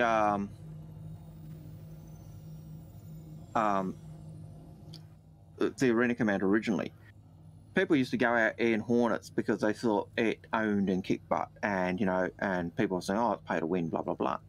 But then good pilots would go out in Auroras and actually just clean the board. And so you've got to remember, yeah, there is an element of, I suppose you want to say play to win, but that's bullshit.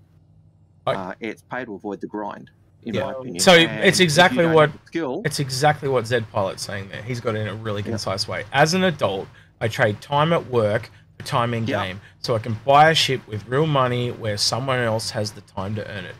Exactly right. Yep, and that's it. It's you're avoiding the grind, and unless if you don't have the skill, it doesn't matter what ship you got. Ultimately, if you don't know how to fly it, or you don't have a crew to fly it, you're screwed.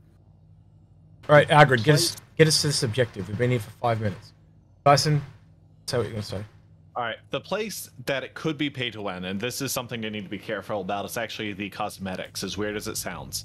Because I'm just going to take a game, for example, like League of Legends, where certain skins are actually banned from competitive play because of advantages they get just because of the look, where some of the animations and stuff may or may not be harder to notice what's going on. So a way they could fix that is just say a part of the terms of service is that if they buy a skin and that skin is found to give you an advantage, they will legally be able to change it, and they would find a way around that. Pretty sure. Yes. But I just had to mention that because that's actually something, and I could see it in game being like a skin. Like, imagine if you had like a armor skin that was really good at hiding, like making the silhouette of a human not look like it necessarily human, so it's harder to identify when you're looking in FPS, kind of like a ghillie suit. That could possibly considered pay to win at that point if you can't get a analog in game. Can you see where I'm shooting? Algared, can you see where I'm shooting or not? It's over there. There's a little green square on the... Like, if you look at the live stream, I know there's lag, right? Yep. But if you can also look on Discord and there is no lag. But there's a little green square that we've got... Yeah, I don't have the green square. Is it Breckenbridge we're going to? No? Bones last known position. It's 1,000 kilometers away. Alright, that looks like that one. It is closest to... Breckenbridge. HDSF. Yep, cool. Then maybe we can fly there. Where are we? But I wasn't getting... I tried tracking the quest and it wasn't showing up. Had nothing. Hey Veritan, nice to see you again, mate. Good evening, Veritan. Interesting little thing I noticed from Crystal Talking H. One of the things he said about what we were talking about, I think they might put LTI on in-game ships as long as you keep a subscription active to incentivize people with lots of ships to stay subbed. Actually, not a terrible idea, actually, to be honest with you. But then again, the people that were pre-2014 should just get LTI forever anyway, because that's what they were promised. I personally think. Yeah. Over here, Algared, where I'm shooting. I'll look for where you're shooting. At the moment, I'm in complete blackness. Can't see a thing. Yeah, and you're flying backwards. Flying away from where we need to go. 50k is where I'm shooting. And Mike Fields mentions that if you don't force subs, you'll have subs for a longer time, as well as if you're rewarding them. Yeah, and that's a little bit of what they lost, you know, like with the war bond situation. Like me and Algared talk about all the time. We used to buy gift cards. We don't do that at all anymore. Yeah. I feel like I'm flying with someone that's drunk. I feel like, based at the moment, based on how woeful I can see and see where things are, I feel drunk. So rotate the ship. You're upside down. Just roll it. Roll it. Don't rotate it. Roll it. Now, yeah. Stop. Let me rotate. Stop.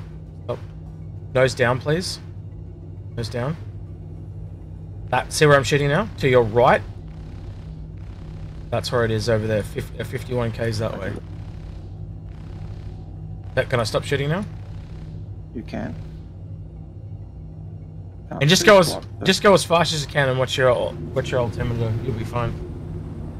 Z Pilot, I agree. No starter pack should be without ALTI. If you agreed. We've been saying for years, and we're not the only one. Yeah. Every ship you buy with money, LTI. Any ship that was bought with money should have had LTI. Yep. That whole system, and every one of us here will agree, I'm pretty sure, needs to be simplified. It is crazy. The fact that I have to do videos and people do not understand me still after I do a video is crazy. Yeah, and it's a very convoluted system. When you're spending money, it should be simple and easy. It should not be like, oh, am I wasting my money? Oh, shit. You know, shouldn't be like that. It should be easy. Part of that is that whole what makes people say it's a scam. Yeah, because it does feel a bit. Because it feels underhand. It feels underhand. Look, I can remember the first ship I bought was a Connie. The second ship I bought was an Aurora because I read the blurb that said, you know, you'll be able to upgrade your parts. ship. Yeah. A lot of people do that. A lot of people do that with Drake too, because of the same thing. Yep. And then I looked at it and went, oh shit! One of these days I'm going to lose my ship. And I started to go, you know, I looked at VLTI back then because I thought I've just spent this much money on a ship. Algared, watch the altimeter. We're about to go into the cloud layer, so you're not far off the ground. We're 4,000 meters up. Yeah. And I've now got the neutral. I've now got the blue mark. I've got the marker for him. Good. So we have a question here. Is individual item insurance plans so we can retrieve armor and weapons purchased with real money? And who said that? I always point out who said it. Oh, sorry. Zinstrata. And read the question again, because I talked over you, sorry. Okay, Zinstrata asks, is individual item insurance planned so we can retrieve armor and weapons purchased with real money? Many different types of insurance are planned. They've talked about that in the future, but they have in the past, but they haven't elaborated on it. We've got missile incoming on the right. Got flares. Just hold the questions for a second till we take care of this. Yep. Apparently, don't need flares where Algared goes. We just need to shoot things. 10k is Algared. Gotta get closer on that main target. Yep. Roger that. And you've got your guns will remove shields, so just focus on that main guy and get his shields down. But he won't be in range. Well, we're gonna have to take that guy because he's too close. Algared's just gonna fly in a straight line, so that's fine. I'll take him out. Set my look at this. How long it takes to get to ships now because of what they've done.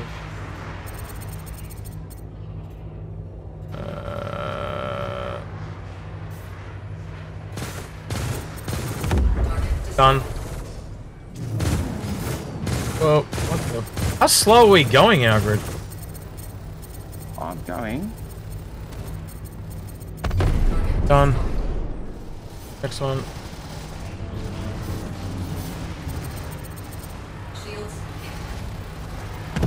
Done.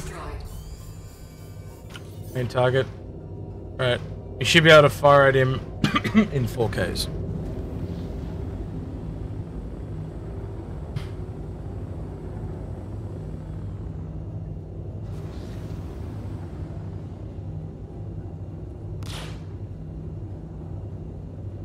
So, see the little square, Algared? When the square changes, that's when you can fire.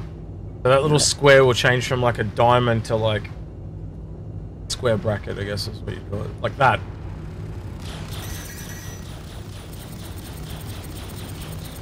Come on, pop. Or Ramus, that works too. What the fuck? You son of a bitch. I just buffed the paint! Where'd the Becca go? Alright, back to the space station, please.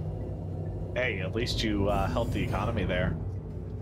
Look what they did to our beautiful ship. This is why we can't have nice things, Algared. The criminals just get no respect. That's right. That's why pirates are bad.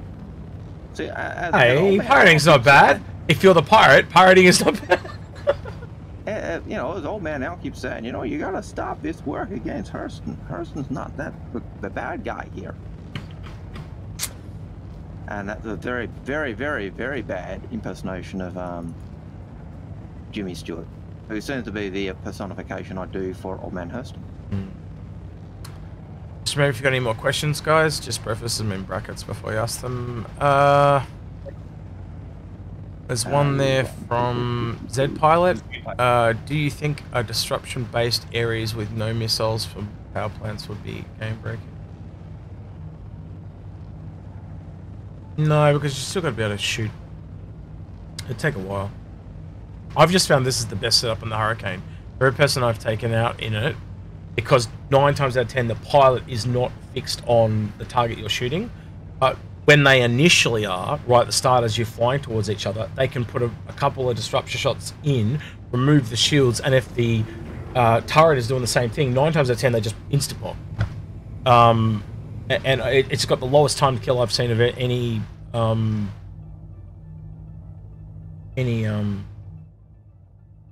that I've seen. The Hurricane's a lovely little ship.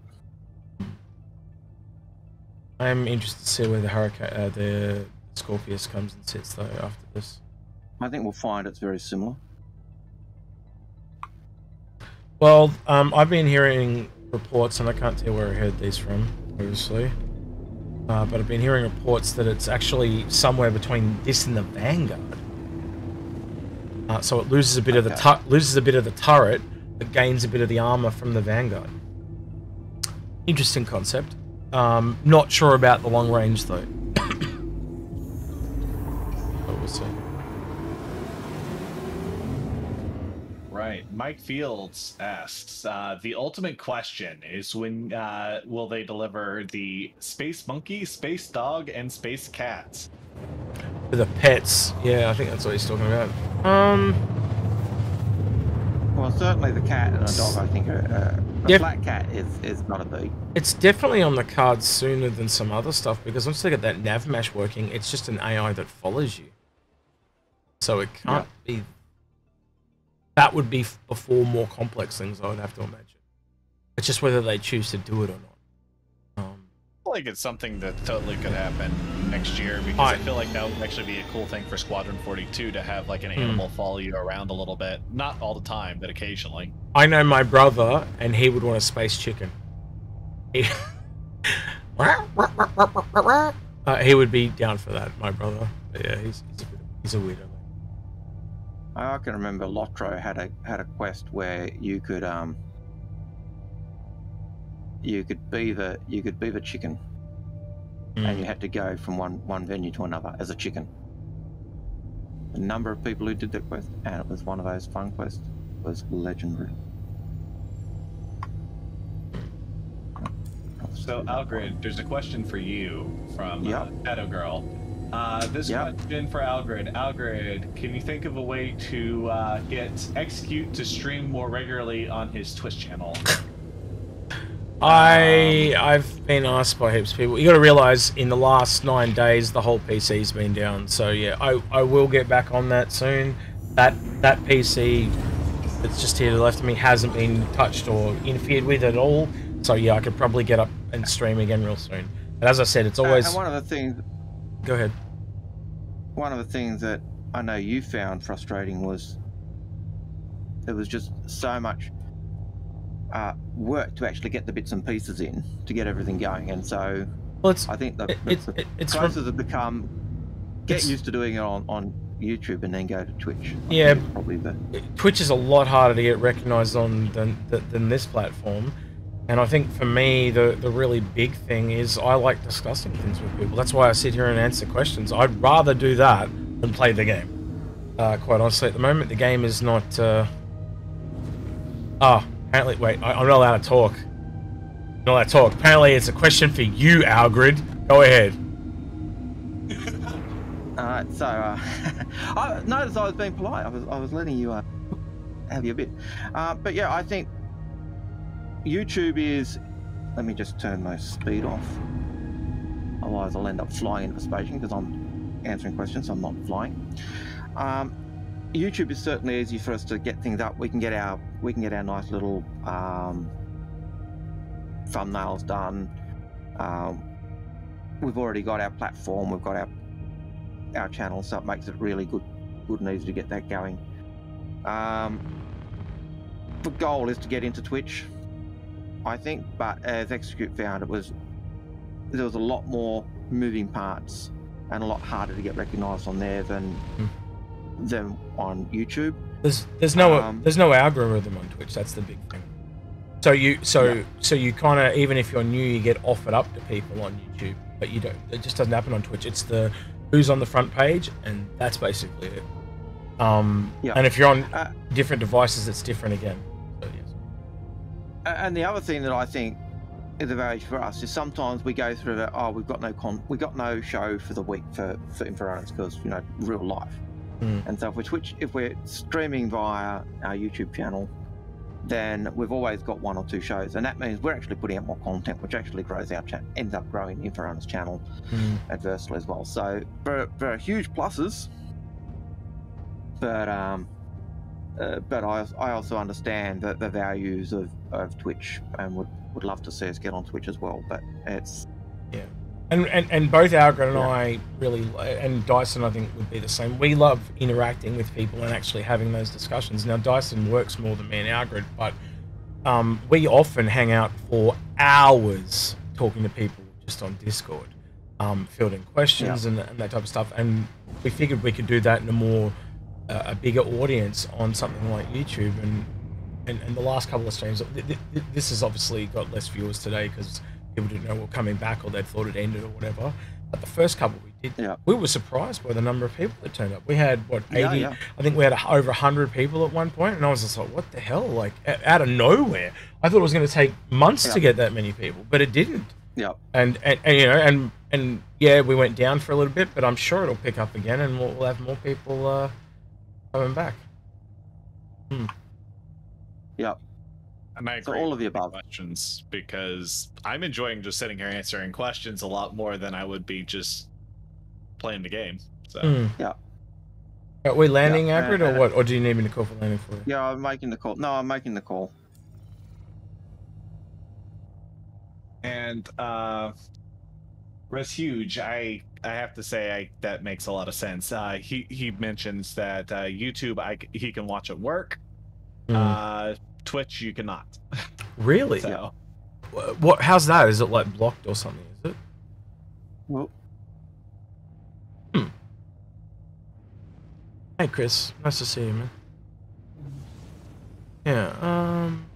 Good evening for this gentleman. Question: do you think you'll be able to get the whole series of ships close enough to Outpost to load them up without landing? I think a lot of what we're getting there is because of the tractor beams. If you look at all the stuff that's coming with tractor beams, it's all cargo related, in my opinion. Most of it, Yeah, and I think it's related to the whole process of cargo refactor. So tractor beams, cargo refactor, hull C's, hull D's, hull A's, B's. Even the raft was really geared for wanting to get the cargo refactor in. And the only reason it got put out is it was ready, and you could still do cargo. But its key goal was introduce it with cargo refractor. Yeah, 100% agree with you, mate. No Space would be there right with you as well. He was very irritated by what that ship fucking. We are going to try and get some of the other boys on here as well, so we might have to be a bit more flexible with time. I do know Paul said he wouldn't actually be home for work for another 4 hours from when we started, but he said he definitely said one day I want to get on there. Space Tomato does a lot of his own stuff at this time, but I might try and schedule one with him in advance. We might even set it up so that if we do a stream we can hand it off to him or vice versa or something like that. Well, that'd be a good way to do a 24-hour or 36-hour stream. Have a stream that we're kind of doing via the channels and just keep. Are you trying to fucking kill me? Shut your mouth! I ain't doing no 24-hour stream. I'll be dead. What are you talking about? No. We do a 24-hour stream, but we do our bracket, and then we'd palm it off to, we'd give it off to the other guys, and they'd do it on, and then they'd pass it on to someone else, and so even though it was a 24-hour stream, it would be not a 24-hour stream, if that makes sense. It might be a 2-hour Inforunners stream and passing over to Crusin and then passing over to... That would be hard. Passing over to... Sorry, I'm just reading Mike's question. Shay's talking about making a really big mouse pad with all these different content creators on it, as far as I can tell. But that might be something we could do. Like, just, get a photo of every single Star Citizen content creator within reason. And I mean, like, oh, John just started making Star Citizen content today. You're like, no, that... You know what I mean, though? But, like, maybe the people that are known, and see if we can get them all on a mouse pad and do it for charity. Maybe the Ukraine thing. Maybe. I don't know.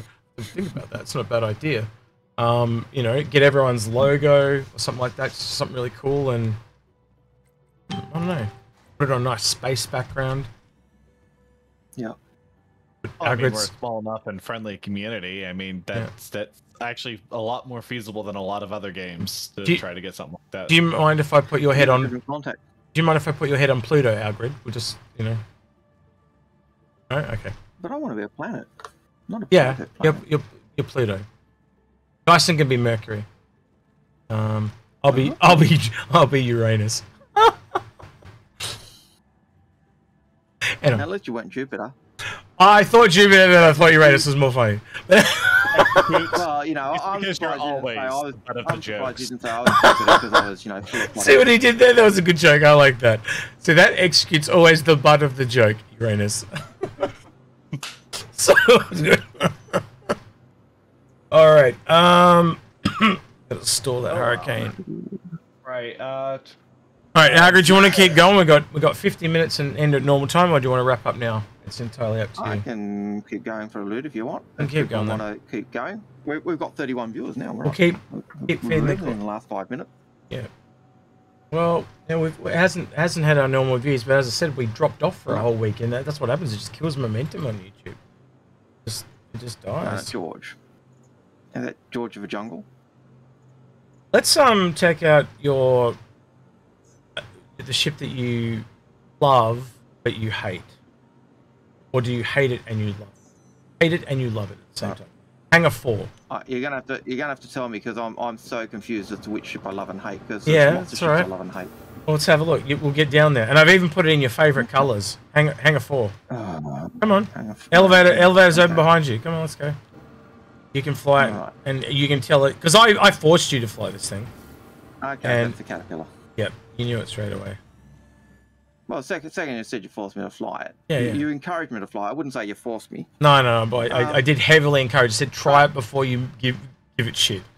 It was along those lines anyway. I did give it shit. Yeah. And what I found was when I was first flying it, the best way to dock it, certainly in those docking stations, was to actually go to third-person view. Did you notice? It was just. I just realized center and everything else. This might be bugged. There was a bug where the elevator wasn't working the last couple of patches. Did they fix it? Well, that's like it comes down, but it won't go up. Ah. But yeah, this is the pirate version. Good. Nice and red. Is it working? I see red. I see red. I see red. Oh, it is working. All right. Well, they did do a patch. Mm-hmm. All right, so we got a question that we passed over by Z Pilot here. Yep. Yeah. Do you think the cargo refactor will bring some saddlebags to the Mole and Prospector?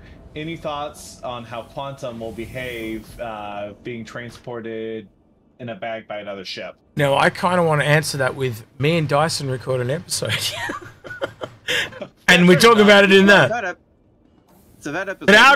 But Algared can give you his opinion. Yeah. Okay. So what's the question again? Do I think Cargo Refractor will bring in saddlebags and other things for the Mole and Prospector? I would hope so, because they're an aspect of cargo. So I would hope you'd be able to drop them off, and then with the tractor beam from another ship, be able to pull them into your ship. So I would hope so.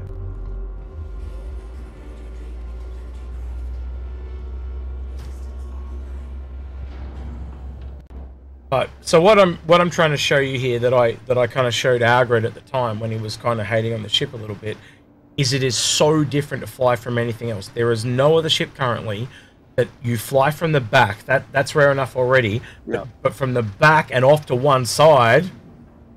And I used to Nothing. have to fly and come out of these in third person. Yeah. But I just went out of there in normal. You get used to it, don't you?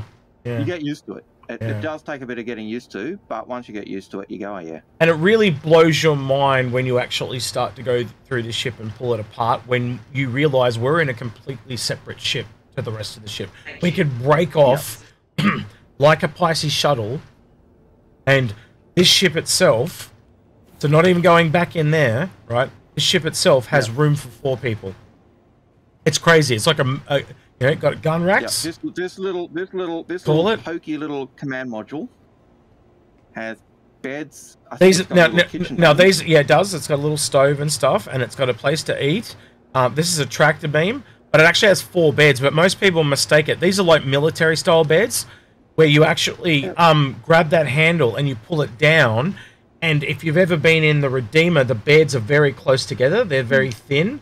It's the same analogy as that. One person gets in, the next person pulls this down and then gets on top. But that's just this ship. If I walk into the other side of the ship, it's got another 4. It's got this all again for 4 more people. So defaultly, without any modules, the ship holds 8 people with beds. How many ships can you say that have beds for 8 people? The only other one I can think of is the Starfarer, without going like way bigger. But for its size, this ship is nuts.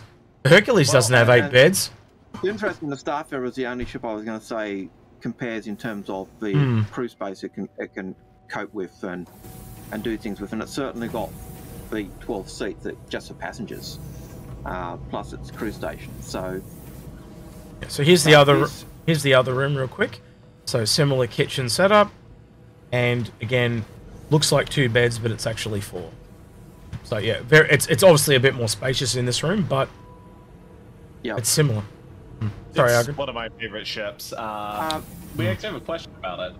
Yep. Shadow Girl asks, how many more years before the Caterpillar will gain the ability to separate from the cargo section?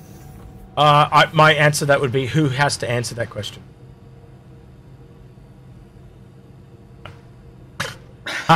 Because she's the one that told me that I couldn't answer the question. So I just didn't want to talk in case I got in trouble. But because you answer it, Algared. Go for it. Look, I think in terms of when we will get the ability to change, certainly the ability of the P-52 to separate from the Connie, which brought in station docking. They are big starters to that. So it's closer than it was, but I think to bring that in, they've actually got to go in and rework the ship and actually make the command module a separate ship. So they've actually got to build the command module as a separate ship and do its flight characteristics. And so that's different from the situation we had with the P-52, because they'd already got the P-52 flying as a separate ship. I also think the other thing I'll chuck in there is Squadron 42 connotations. I think the Merlin is in Squadron 42. I don't think this is. I think this is a set piece. This is something you shoot at. I don't think this is something you'll ever kind of be on in Squadron 42. Could be completely utterly wrong, but that's how I feel. But I think with the P-52, like when they brought that out as a Connie ship with a little fighter, originally it was it's going to come out late, but they brought it out because a little fighter, very easy and quick to make compared to, say, a big ship. The command module of the Caterpillar would be relatively easy to make compared to another big ship. And then once they've got that little ship built, then it's going to use the same technology for docking that they've got for docking to stations, docking a P-52, doing refuel docking, which they talked about as one of the things that docking mechanism solved. So I think it's a matter of when they schedule staff to make the little docking ship. Well, one of the questions that I would be thinking about for when it would be is also if they have to do a soft rework of the Caterpillar, because with all the flight model and everything, does the command module have to be redesigned a little bit to actually work as intended? I still think the command module will be used a lot to go down to planet. I don't think this ship's going to go down to planet half as much as people think it's going to. I think, quite honestly, like, because if you think about it, if there was any form of cargo storage in that module, and I think that it will do at some point, they'll put some kind of, you know, thing on the floor where you can chuck cargo, and basically, you basically just shuttle it down and back, because you're not going to want to do a huge-ass big load. And I can almost see them taking beds out to do that, you know, and reducing the crew quarters and saying, no, because it's the command module, most of your crew stuff is on the main. Not even that, Algared. It's got a whole tractor beam on it here. Like, this is a whole tractor beam thing. You know, this is another thing that a lot of people never talk about. It has a door. There's an external door that doesn't work. But that, why is there a door there? That's so you can EV out into space, clearly, at some point. So I'm half expecting somewhere along the line there's maybe a little space in here for cargo. I don't know where, but maybe even just here, you know, where you could just stack like 9 crates here or something. Maybe the table folds away and you can put cargo there. I don't know. But that's speculation on our part. We don't know.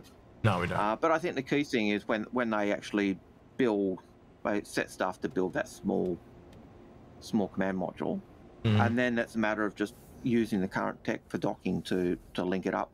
But in terms of a Caterpillar, and I know people are saying, you know, I love a cat. If I had to compare this to any ship, the ship I'd compare it to is, I'll call it a poor man's Endeavour. Because you've got the command module that separates, like an Endeavour. It's the versatility thing too. Modularity.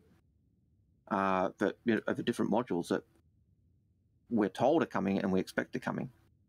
I think it's so also like if you look at the way the stepping stones work in progressing of the game, it's for people that don't know what they want to do, so they go into the Caterpillar, and then they so that, you know, you got like medical, you've got the chop shop, you've got all these little different things, and then you go, oh, I'm really kind of keen with medical. So what they do is they go off and get an Apollo. Yeah, well, or if I want to keep their cat, they just buy 4 modules of medical. You know, so you have a medical cat. I'm imagining that you'll probably only get tier 3 beds in this. I don't think you get tier 4. Yeah, but if you've got 4 tier 2, sorry. You know, if you've got, if you're saying it's only going to have 2 tier, so each module may only take tier 2, which would put it subpar Apollo. But then not necessarily, because if you put some medical bays modules in there and you still have room for a vehicle in it, that's a actual proper search and rescue vehicle right there. If you can go out, grab someone, bring them back. Yeah. I just want to have multiple modules of medical bays. You know, so I just want to reply to what Yubba's saying in chat. He was saying that I think I've lost what he said before. Where is it? God damn it! Oh, there's no airlocks on the door. I think that leads to what Dyson was saying earlier about a possible rework. This will probably need similar treatment to the Retaliator. It is one of the older ships, much like the Starfarer. Those first 5 or 10 ships that come out, they're all going to get some kind of polish to them. They just have to, because it's just changed so much. Like, looking at my patch board, Hornet, Constellation, Freelancer, 300i, Aurora, they're the first 5. Caterpillar, Cutlass, they came in the second. The second. And the Cutlass got the rework, and we know the Connie's going to get a bit of love down the line. I think we know the Starfarer is. We know this is going to have to. We know the Retaliator is. I think the Freelancer definitely needs it, though, from what you just said there. The Freelancer, I almost think that needs to be dropped back to 3 seats. Like, if they can just take one person out of it. And and by the way, the reason why I say it needs 3 seats is because the MISC variant needs 3 people minimum. Because you need 1 person on the pilot, 1 person on the guns, and 1 on the turret or the co-pilot. So it needs 3 minimum. You could have more, obviously, but if you go into a standard freelancer, you really only need 2 people, one on the turret, one on the pilot seat, and that's it. So I think they could, if they were able to take one bed out, and someone asked me where would you put the beds because they've got 2 on one side and 2 on the other. I think you could actually take one of the beds, and you know that really awkward little junction that just has cargo in it. I think you could put that as a bed. It could be a bed and maybe a toilet. And then you could take one whole side out and shift it around and maybe put some cargo even in that area. Or just make it more spacious. I disagree with that. Only from the point is I want them to keep those seats so they could actually make the guns on either side actual proper turrets like in the original promotional video where you actually see it turn out sideways and blast the ship nearby. That would actually be really neat to see. I can kind of agree with that, but I don't think it's worth it for just that one feature. Because quite honestly, you could also have that as a remote turret, and someone could just be guiding, and as they go around the ship, it just fires from either gun. So, you know, much of a muchness. I'd. Oh, you look at MISC ships and the living quarters in MISC ships at the moment, and they are atrocious. The best living quarters on ships at the moment are Argo. They have the best living quarters, bar none. Argo Mole, Argo Raft. In terms of comfort for NPCs or characters, or if you're making it a home, they're the closest to giving you a ship as a home. The Connie's living quarters are crap. The MISC living quarters are crap. Kind of shows you that ship with living quarters is a Starfarer, and they're all old. Shows you the line of R&D though, doesn't it, Algared? Like as it's gone along, they're learning what it is, and I mean you got to remember they're game developers. They're not military futuristic spaceship designers. They have to learn what that means, and it takes time. So, yeah, you have the idea, and yes, it's not very comfortable in terms of the materials they've used to build that living area in the Argo, but the layout is there. You've got the seats, you've got the table, you've got the kitchen. It doesn't feel crunched and crowded and horrid. It's Algared, let me fly. What? Let me fly, please. There's a question there in chat to you from someone that's clearly into bald men. If you want to answer that, it's totally right at you. Mum. It's your mum. Yeah, I reckon. I'm starting to believe that she is your mum. Yeah. So who's that? Shadow Girl. She asks. I'll let you read the question, but can you get out of the chair so I can get in and I'll fly? Okay. And then you can read the question. It's the one above the one she asked before. Okay, I've got to see if I can find the rotten thing. All right, so let me just pull up the iPad so I can say okay. Okay, so it's not the specifically Algared question. Yes, it is that one. Okay, specifically Algared question. How do you feel about hair options?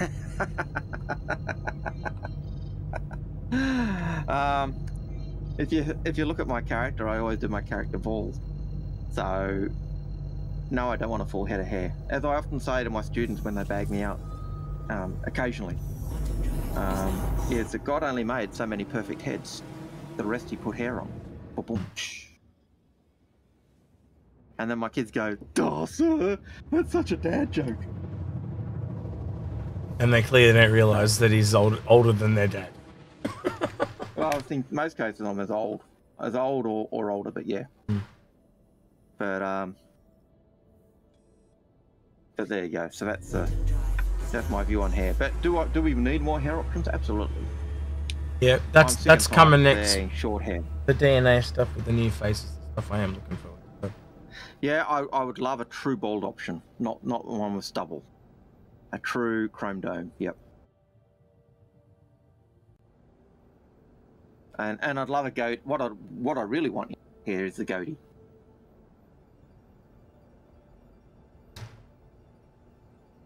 Alright. We had one more question here. Mm-hmm. Do you feel like the pirate pack for the Cat and Gladius is a decent deal from the store? It used to be, but not anymore. I've really, especially in the last 12 months, I've really waned off packs, especially all the, like the Fix My Fleets we've been doing. There, you would have to say there was a large number of packs there average, yeah, that were especially in the last 12 months, and the discounts, because now Warborn CCUs are a thing. I think you're far better to go into Warborn CCUs than into packs. Yeah, I think if you're looking at packs, depending on what's in the pack, does the pack give you LTI? And I think that's the only one of the big reasons why to get LTI, why to get a pack. It gives you that blanket security or security blanket for ship insurance. One less thing I've got to worry about in funding. Does it supply me ships that I can't get otherwise? So does it give me the pirate skin that I can't get otherwise? Does it give me a Vandal Scythe that I can't get otherwise? Any of those types of ships that you just can't get, or are going to be really, really hard to get in-game. And I think things like a Vandal Scythe are going to be really hard to get in-game. Yeah, sure, you'll be able to capture them, we'll be able to modify it, etc., whatever, okay? Will we have a rep wall that limits us as well? So all of those conditions will come into that. But yeah, Can I just say something? I know not everyone's dumb, but I just want to make sure everyone knows why this is called Caterpillar, and it's because it's got lots of little legs. Like, everyone knows that, right? Like, just to make sure. Someone asked me a couple of weeks ago, said, "Why is it called a caterpillar?" And I was like, because when it lands, it looks like a caterpillar. Are you for real? Well, centipede more likely. Yeah. But caterpillar is the more common bug. They do need to bring out a Drake butterfly, though, just so it goes with the caterpillar. That'd be a luxury version. Or something that detaches off the front and becomes the butterfly. But yeah, that could be kind of cool. I want to see Drake's foray into luxury here. It's just something that... Yeah, it just goes from garbage bags to normal walls. Luxury! It has a Drake luxury caterpillar. I would see a Drake luxury caterpillar. Certainly the butterfly. So yeah, with those packs, packs can be a bonus. They can be good. But as Execute said, these days, unless it's got a massive discount on the pack or it's got ships you can't get, then buying ships individually and CCU up to them, you can often get a significant discount on the original concept price of a ship. That's insane. You know, the days where I was looking at bought early is saved. I was looking at a ship yesterday. I was sitting there waiting for my food at a restaurant, and this guy wanted $205 for a reclaimer, and my reclaimer cost me $400 cash. So I'm sitting there going, do I just buy this for this guy and then take that $400 cash and spend it elsewhere and split it up again and again and again and turn it into 2 more ships? Like, that's where it's getting. They like devalued this shit so much that I now, as an older backer, I'm not looking at spending much more money, but I'm looking at how I can split my ships up and turn them into multiples. Yeah, it's crazy. And literally, you know for a fact, I took one Polaris at the anniversary sale last year, and for $250, because I had to buy 2 chains of war bonds, I was able to split that into 2 Polarises. For $250. Yeah, and that's insane. That's crazy. That's insane. You know, like... Oh, not to mention that Polaris was already discounted. I discounted even further. That's crazy. You know, and you know, the biggest one I did recently was the Perseus, and I picked it up. I think it was... I got it for $295, or was it $195? I can't remember. But it was massively cheap compared to what the sale price was. It was by a third or a half of sale price, easy. And I was just using CCUs and ships that I had that were referrals or other things just to get there. So our packs are valuable. Yeah, they can be. And they may have a role to play in agent smithing down the line, still a thing. They may be valuable for giving us the ability to have NPC.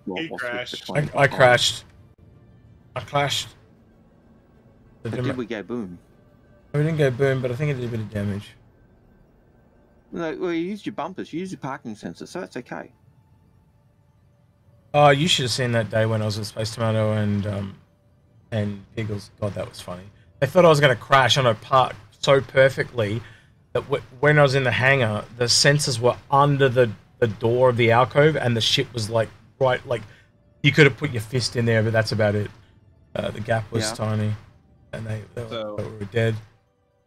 It's nice when you do landings like that. So, yeah. I don't like. I've got to admit, I don't like microtech for landing when the wind's blowing. It blows carrots all over the place. And that's even when you're trying to land. So what I'm talking about, just so I can get the camera in the right position. So these sensors were under the door. See the angle of the ones at the top? They were perfectly aligned with the wall that was angled above the door. And you could just probably put your fist in there. Yeah. Nice to see a Starlet. Yeah, so you can get packs can be good. They can give offers. They can give things that you want. Some of the best packs are the ones that give you 20k UEC. I know people say, "Oh, well, you just buy it easy," but if it's included in the pack and you've got discount on the ships as well, you've got to consider that as something that's adding to the pack and whether you can get a better discount. You've got to be you kind of got to be comfortable with your purchases too, because you can't just up and change shit. And it often takes a full workaround. And basically, if you want to change shit, it almost means you need to buy another ship so you can move everything up by one.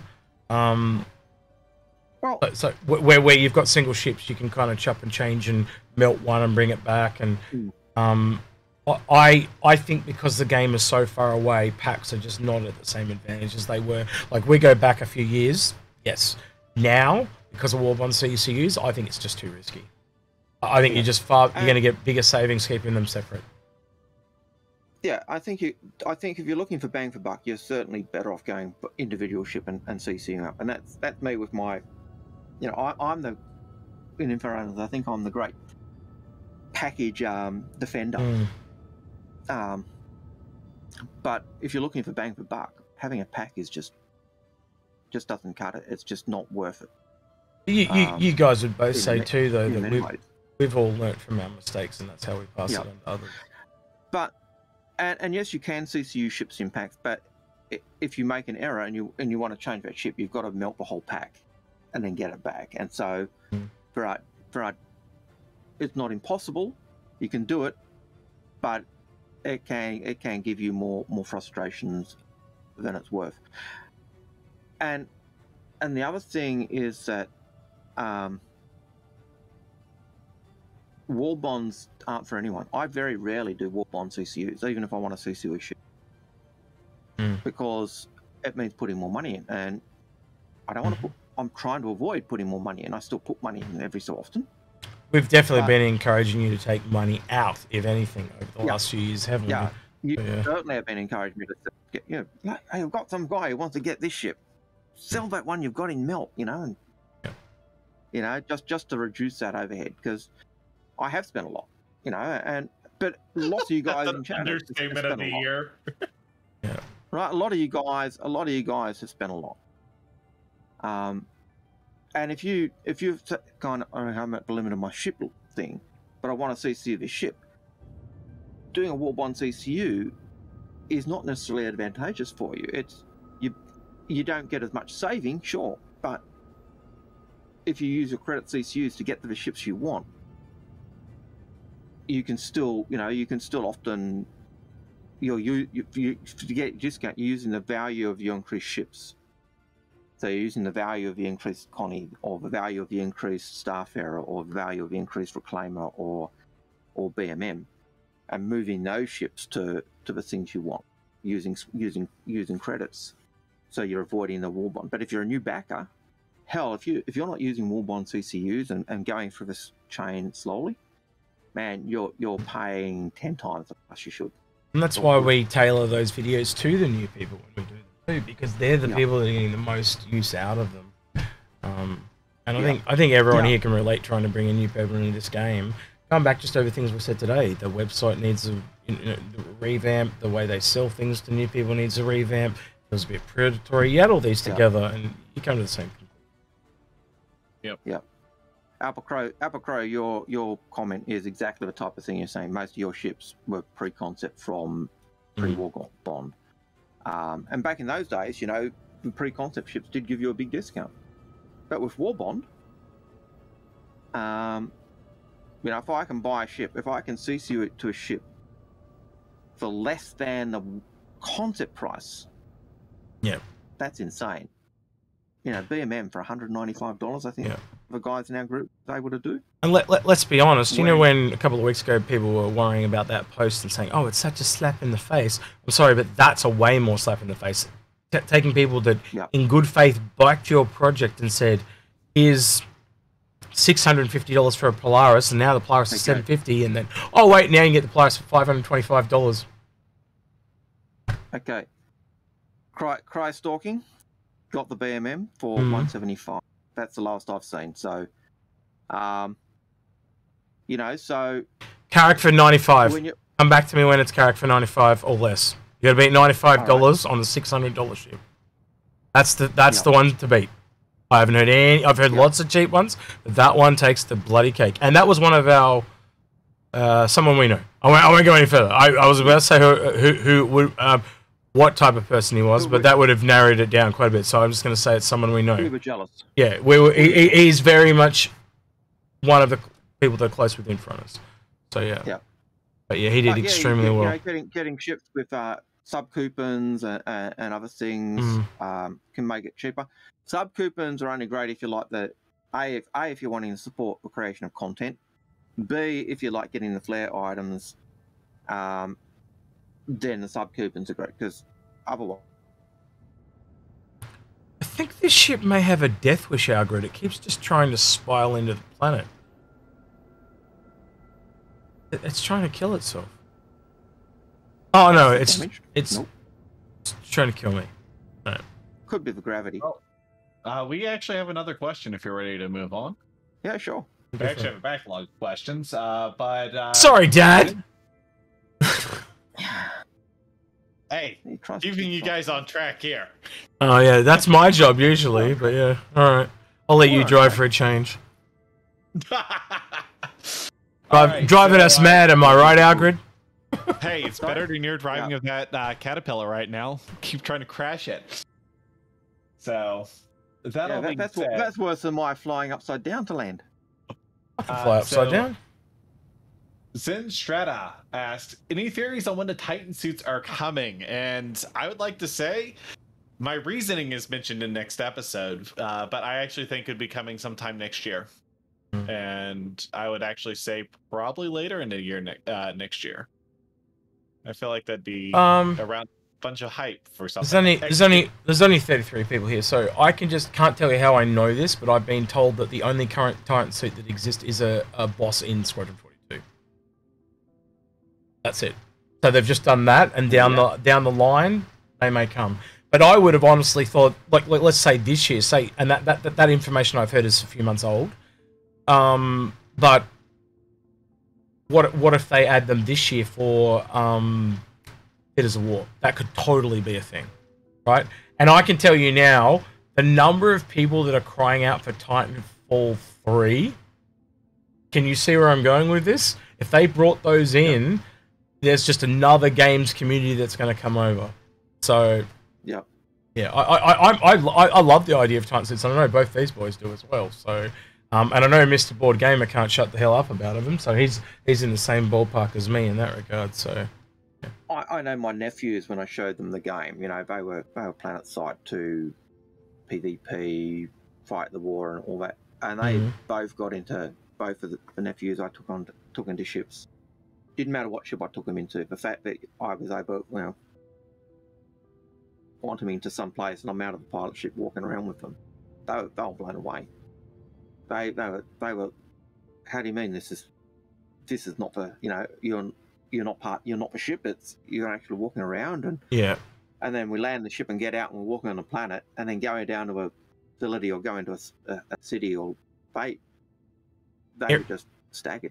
everything you're describing there is basically what Jack Frags did. He did a video, I don't know if you've seen it, in the last week, and he's a fairly big YouTuber. And he did one on Star Citizen, just totally out of the blue. And I've watched him for years, but he generally stays to Battlefield and shooty type of games. And he was just really taken back by what was already here and the potential. And as someone that plays a lot of games, he was able to see that potential. And I was, and the words that came out of his mouth is the thing that I always try and show people is the sense of scale. And he got that. Like that. And I was like, whoa, okay. So okay, awesome. Well, and the fact that, you fly from planet A to planet, Moon B, and you're all in the game. You have a game streaming and doing other stuff, but you're not streaming, or you're not got a barrier that's saying, no, you can't go any further. And that staggered my nephews. Absolutely blew them away. And it's the same with a lot of other people. So, yeah, I do know we did pop a couple of questions up there about, I did see one that came up about CCUs. So, Rashuj said, so the CCU guy with CCUs you guys are talking about, is that from the black market stuff? How people are able to get things so cheap? No. You can do it. Hang on. There are a lot of people selling cheap chips on the black market, and yes, they do it through Warbond CCUs. But what Algared and I are trying to say is, you can do it yourself. Yep. Sorry, Algared. Yep. So we're talking about Warbond CCUs that CIG sell. So the current starter ship they've got, the little vehicle, cheapest vehicle we've had available in LTI. You buy that ship, you might buy one of those, $27. You then, as other sales come along, you get a CCU, a Warbond CCU with discount to, say, an Aurora MR, $5. It might cost you, instead of $10, it costs you $5, so you save another $5 there. Then you go to a Titan, and then you might save another $5 there. And every time you make a step, if you're buying Warbond CCUs, you're saving $5, $10, $5, $10. And you string all of those together to get to the ship you want. And eventually you've got this mass, you've got a Reclaimer for $200, or a BMM for, $95, or $190, or a Carrack for $95. That's the best one. Or a Carrack for $95. 60. That's insane. That's a $600 ship for less than... That's insane. I think I worked it out. It was like 17% or something like that when I did it. I did it on a calculator. It was ridiculous. Like of the price it should have been. It's just crazy to me. Yeah. And in terms of that slap in the face thing, that is probably the biggest slap in the face that we get. And I say that because the whole idea of not offering LTI to people continuously was, I know we made the promise that the game would always be cheaper for original backers than it is for new backers, but that's not true. That's BS. Yeah. I'm sorry, but that claim, that old statement is BS. It's not cheaper for original backers than it was for older backers.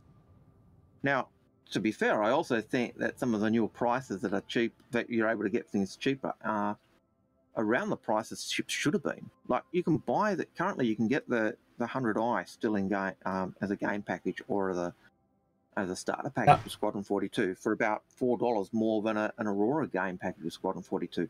Back about what it should have been. It should have been priced at that. The other thing I want to add in there, Algared, too, is how they used to, they have been up until last sale, they were clumping the ships together in prices, and what we saw was a very rapid spreading of them, because they've realised there's a lot of money in the World 1 CCUs. So what they want you to do is be able to buy a lot of these $5 jumps, and they want them to overlap. So you're going to have to make actual choices. So we saw things like, and I know the Redeemer was one, and I think the Caterpillar's like $320, the Redeemer's $325. So they were actually trying to get these little $5 jumps all the way up to try and encourage you. Because if they have ones that overlap, and you happen to buy it for cash, you're going to lose ones. Yeah, that's their intent. They actually want them to overlap in such a way that you might pay $5 for this, but you'll just lose it and have to melt it. I think that's what they're trying to go for. The microtransactions. Yeah. Warbond CCUs have become, because you can get those $5 jumps, they've become CIG's microtransactions. And the flare items, yeah, people will buy those because they're pretty. But it's those CCUs, those Warbond CCUs that you can buy for $10. They're the ones that people will buy, and they're the microtransactions. Hell, I'll buy a couple of, I don't want to spend money, but I've bought a couple of $5 CCUs here and there because it just gives you that ability to swap things around or move stuff. And I'm trying to avoid spending money, but I'll still do that because I think that one enables me to do that. So yeah. Next question. Dad? Hey, Dad. All right. I think Dyson fell asleep. All right, Dad's here. And all right, let's see where we want to go in with this. All right, we got one there. Do I go with that, or do I go for the one from your mom? Okay, let's go with your mom's. All right. What Shadow Girl want this time? For both of you guys. See, they specified. What do you think of this idea? Your facial hair has to be slowly grown out. If you die, it resets to clean shaven, so most facial hair could become more special somehow. I like it. I like the idea. But the more grey it gets, the more special it is. Well, the longer you are, but even the longer it comes, you're man. And then you've got to go to a barber and get it trimmed to become more human. And then that could even play into the way in which you're interacted with by people. If you're looking like a scruff, then the rich people don't want to deal with you. But if you're cleanly shaven, then okay, they'll deal with you. But then the scruff nuts see you as a non-big elite. They don't want to. Or I could see that kind of. Sorry? Or I would love to see some dialogue if you're filthy rich and you're just that eccentric guy that it's like, oh yeah, he's that uber rich guy over there, but he's a little bit odd. Yeah, so I'd say, what about you, X? I'm just thinking of the line like, oh, Clarice, the peasants are revolting. The peasants are always revolting. Sorry. Yeah. So yeah, something like that, but yeah, like I can just see people with an 890 jump and the monocle, and they're just like all the beggars are like running under their 890 jump or whatever, and yeah, there's so many things you could. Goddamn, what do they call them? Stowaways. Goddamn stowaways. But yeah, I don't know. It's clogging the filters. That sounds like a great an organization that's just a bunch of people who grow out their beards like beggars and run around 890 jumps and stuff. Actually, when I think back to it, remember that episode we did with Morph about AI and how we got really deep into it, like how they're going to have those connected dots and stuff? That's probably the best example I can think of how I think it needs to work in this game. I don't know if you'd think different to that, Algared, but now I think back on it. No, like I could see so many avenues for having that. And it's a bit like, showing the scars. You die, you become clean shaven. But if you've got this fully, you're a clone. Beard you're a clone. That's why you. Yeah. That's how you know a clone's been around for a while, because he has a beard. I think if you pick a beard, it should come clean shaven and grow to that. Yeah, and I like it. And and the longer you are, and if it's a beard that's down to the feet, this character hasn't died. They've been around for so long. Especially if they're a woman. Yeah. Yeah. Yeah, how do the women work? Yeah. Do they grow beards as well? Really long eyelashes. They just. Yeah. And then they. Really long fingernails. Hey, no, that's actually a good idea. Don't mock that. That's a good idea. They could grow fingernails. And if they're right size, they're good for scratching. If you get too long, then they just stop you flying. I don't know. All right, so. Another question we have here from Veteran P.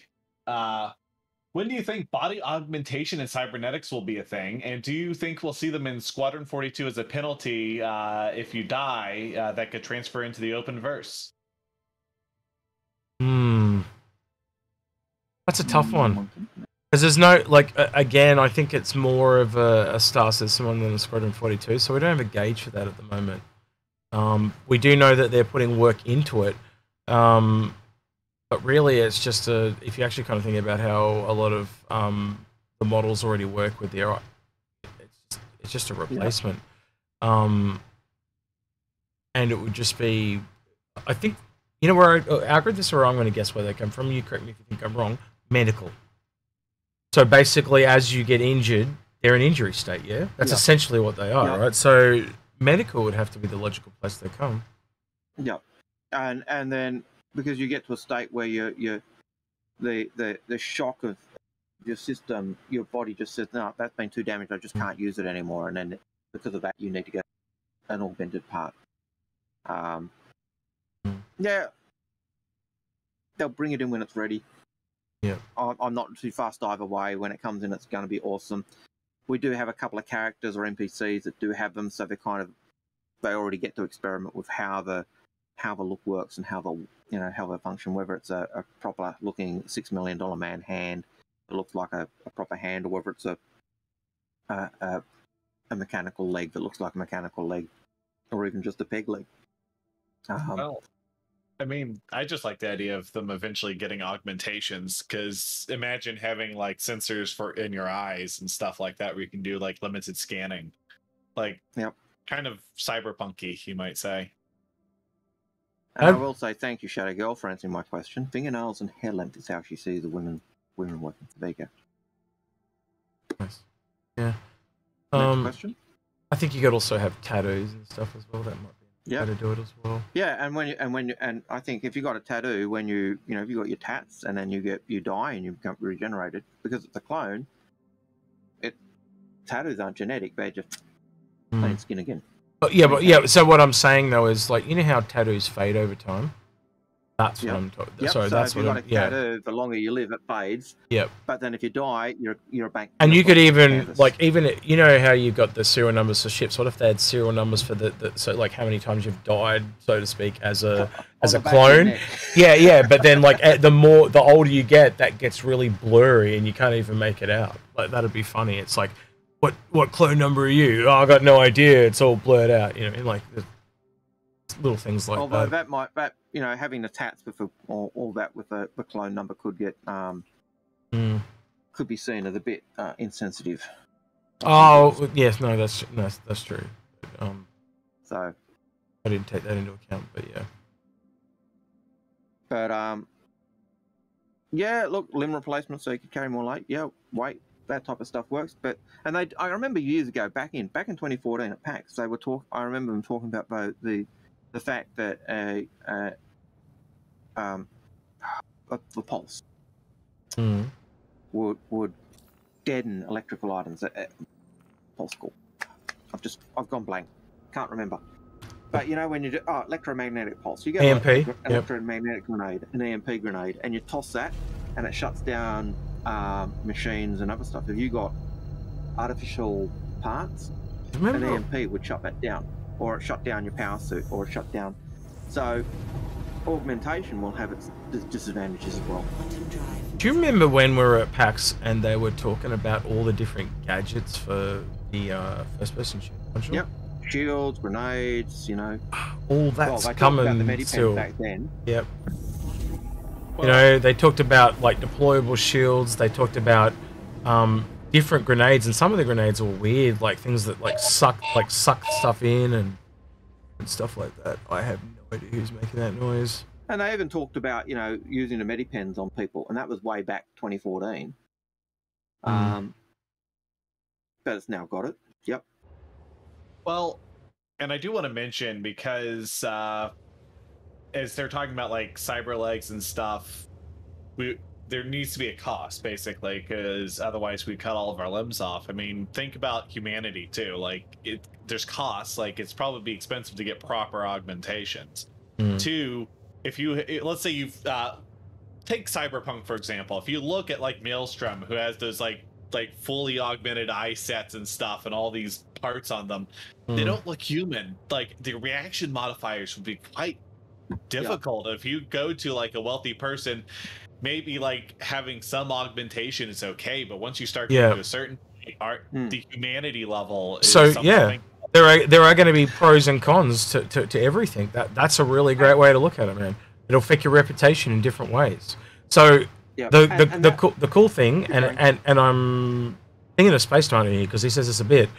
There are going to be things in this game that you have to hate for it to work.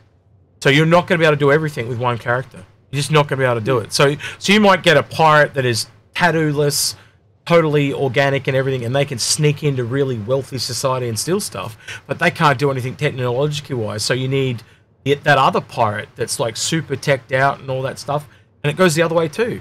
You'll need a really wealthy person. So think about you when they were showing off the different augments for the prosthetic arms and stuff, and some of them were really ornate. There's your wealthy modified person. Yeah, but the other thing that comes into that is also the lore. So with the current tech that gives us the ability to regenerate and clone, that whole humanity question is still being explored with the clones. So, are they human? Are they real? Are they? Once we start, and I imagine once they sort that, once the humanity kind of works out where they're standing with that, then the augmentations and the prosthetic parts are going to have a further impact on that as well. So I consider it all part of a larger spectrum, a larger measuring stick. So yeah. There was a question in chat about Mike Fields asked a question. Please confirm that the Apollo Medivac and dock in the Endeavour's hangar, or is it just the Cuddy Red? So we're saying is can the Apollo dock? Yep. Last we heard was John Crew mentioned something about them making it so it can fit, and that was on an ISC, I think, towards the end of last year, was it not? Yeah. You'd have to. But we remember these things. We sometimes don't remember where we heard them, but that was the last one I remember. And I'm pretty certain it was John Crew who said it. I can't remember where, but he confirmed that it was it would fit. It was the question about does it still take the two cuddies? Therefore, can it take an Apollo? And he said it will take an Apollo. But it might change. Yeah. That was at least 6 months ago, I reckon. Could even be longer. So, next question. All right. What are the chances of getting additional limbs, like 4 arms? I'll make one last call for questions too, because I want to go get lunch, and we've done 3 hours, so I think we've done it. And we'll be back on Friday, though, too, won't we, Algared, for another one? So we're back in 3 days anyway. So yeah. So last couple of questions. I'll give 1 more minute for questions, and after that, we're going to wrap it up. So, what was the question again? Then we'll just answer the questions that are in chat. And then we'll, So, what's the question? Sorry, I know I cut you off there, Dyson. Sorry. Oh, it's okay. We'll just go rapid fire on a couple quick ones. Chances of getting a grafted, basically additional limbs, like 4 arms, and this is from Death Factor. No, extra arms? Probably not. No. I would say no. Game balance reasons, clearly. And I would say the reasoning would be, while it's feasible to do it, your brain just won't be able to cope. A bit like when you get severely injured, if your arm was smashed, you can't be regenerated because the brain can't cope with it. So I think it ties in with the law they've already got. All right. Next. Shrimp Pasta. Players seem to be making a lot of money with Ninetales, Xenothreat, and JT 2.0. Do you see this continuing, or will it throw off the economy? The economy at the moment doesn't matter because it's all going to get reset anyway.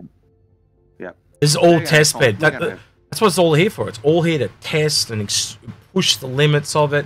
We haven't even got into server testing yet. Can you imagine what it's going to be like when server meshing comes online? They're going to want us to go on there and stress the shit out of it. Do you remember when they were trying to go from 40 to 50 players and they were getting us to go on at particular times to push it? Just try. Yep.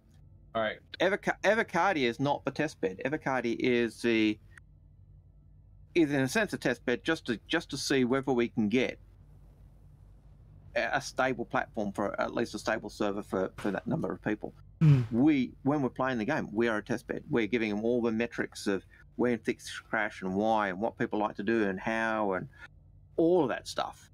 So yeah, I don't think it matters. People are going to make millions. We're going to have 1 or 2 resets at least before it comes out. And even when it comes out, we'll have a reset. So, and it's all part of balancing. All right, So, last 2 here. Question: do you? And this is from Z Pilot. Do you think we will get thrust vectoring with aerodynamic controls? Certain ships like the Hornet have nozzles obviously designated for thrust vectoring. I'm gonna be honest, and I've not heard the term thrust vectoring. What the hell does that mean? I'm not a military person or an engineer, so that what is that? Can you explain it to me? I'm imagining it's just talking about being able to move your thrusters to move, 6 degrees. But don't they have different? Don't they have 3 different types of thrusters? They have fixed, and then they know they have. They have fixed. They have gimbaled, and I can't remember. The other one. It depends on the one that looks like it can move in limited directions. Yeah. Yeah, I think most of the thrusters are put on the ship as a design choice. If they actually let you change that and improve it, it's going to completely change the flight characteristics of the ship. From a balance perspective, as a former designer, I have to say no. Just based on that alone. So there are some ships that have your gimbaled thrusters, and that means if you blow up a thruster on one side, because the other thrusters are gimbal, they will compensate and move to do that. But if you blow up a ship with fixed thrusters and blow up one of its thrusters, it stuffs it for being able to move in that one side. The Defender used to be a classic example. You blew off a claw, and if you started turning, you were stuck in a never-ending, nasty, horrible spiral. So I think I'd agree with you. I don't think they'll do it. Even if it was possible, they'd keep it as it is, just for that sake of game balance. And they're using the fixed thrusters versus gimbal thrusters in that line already. All right. And for our last question, from Apple Crow, what's for lunch? The same thing that I have for lunch a lot: noodles. I live on it. Are there any other questions that were in chat before we said stop? And we'll just go through those. If there's not, that was the last one. You said that before. All right, got through all the questions that had been asked. What are you having for lunch, Algared? Real quick though. Don't know. I'll have to go and scrummage through and see what I can find. I do have to probably head off to school and get the new computer, get the new laptop. So you heard here first. Algared's having rats for breakfast. Rats for breakfast. Well, as much money as he spends on Star Citizen, I feel like he has to make up for it somewhere. Yeah. Yeah, I'll make up for it with noodles and other stuff. And board games. I mean, Algared buy way too many board games, and he hates me for it because I'll go, "Hey, Algared, have a look at this." Subtly suggesting that you buy it. Yeah. And then I go, I hate you. And his wallet goes, ah! I'm a miniatures player, so what struck me when I started backing Star Citizen was I didn't cut out how I was living. It didn't impact me at all in that regard. I just stopped doing, I stopped buying as many ancient Roman coins or artifacts. I stopped buying as many miniatures. Yeah, that's what we all do when we want to save money, is stop buying ancient Roman coins. What? And did all that, and it was when I was looking at how much I was spending on Star Citizen one day when it came out, I went, crap, that's a crap ton of disposable income. All right, well, since I've that's just where my hobby money went. All right, well, me and Algared will be back on Friday. We might have another guest. We had Dyson this time around. Dyson, if you're around 4 hours before now on Friday, which will be your Thursday, though. I show up when the time I showed up today. It's so, when I get off work. Well, what we've been doing is watching ISC and talking about it. So, if you want to join us for that and taking questions just like ISC, now. Do the questions, nag, do a bit of gameplay. I must admit, some of the ideas I've got for shows have come out of questions. So, yeah.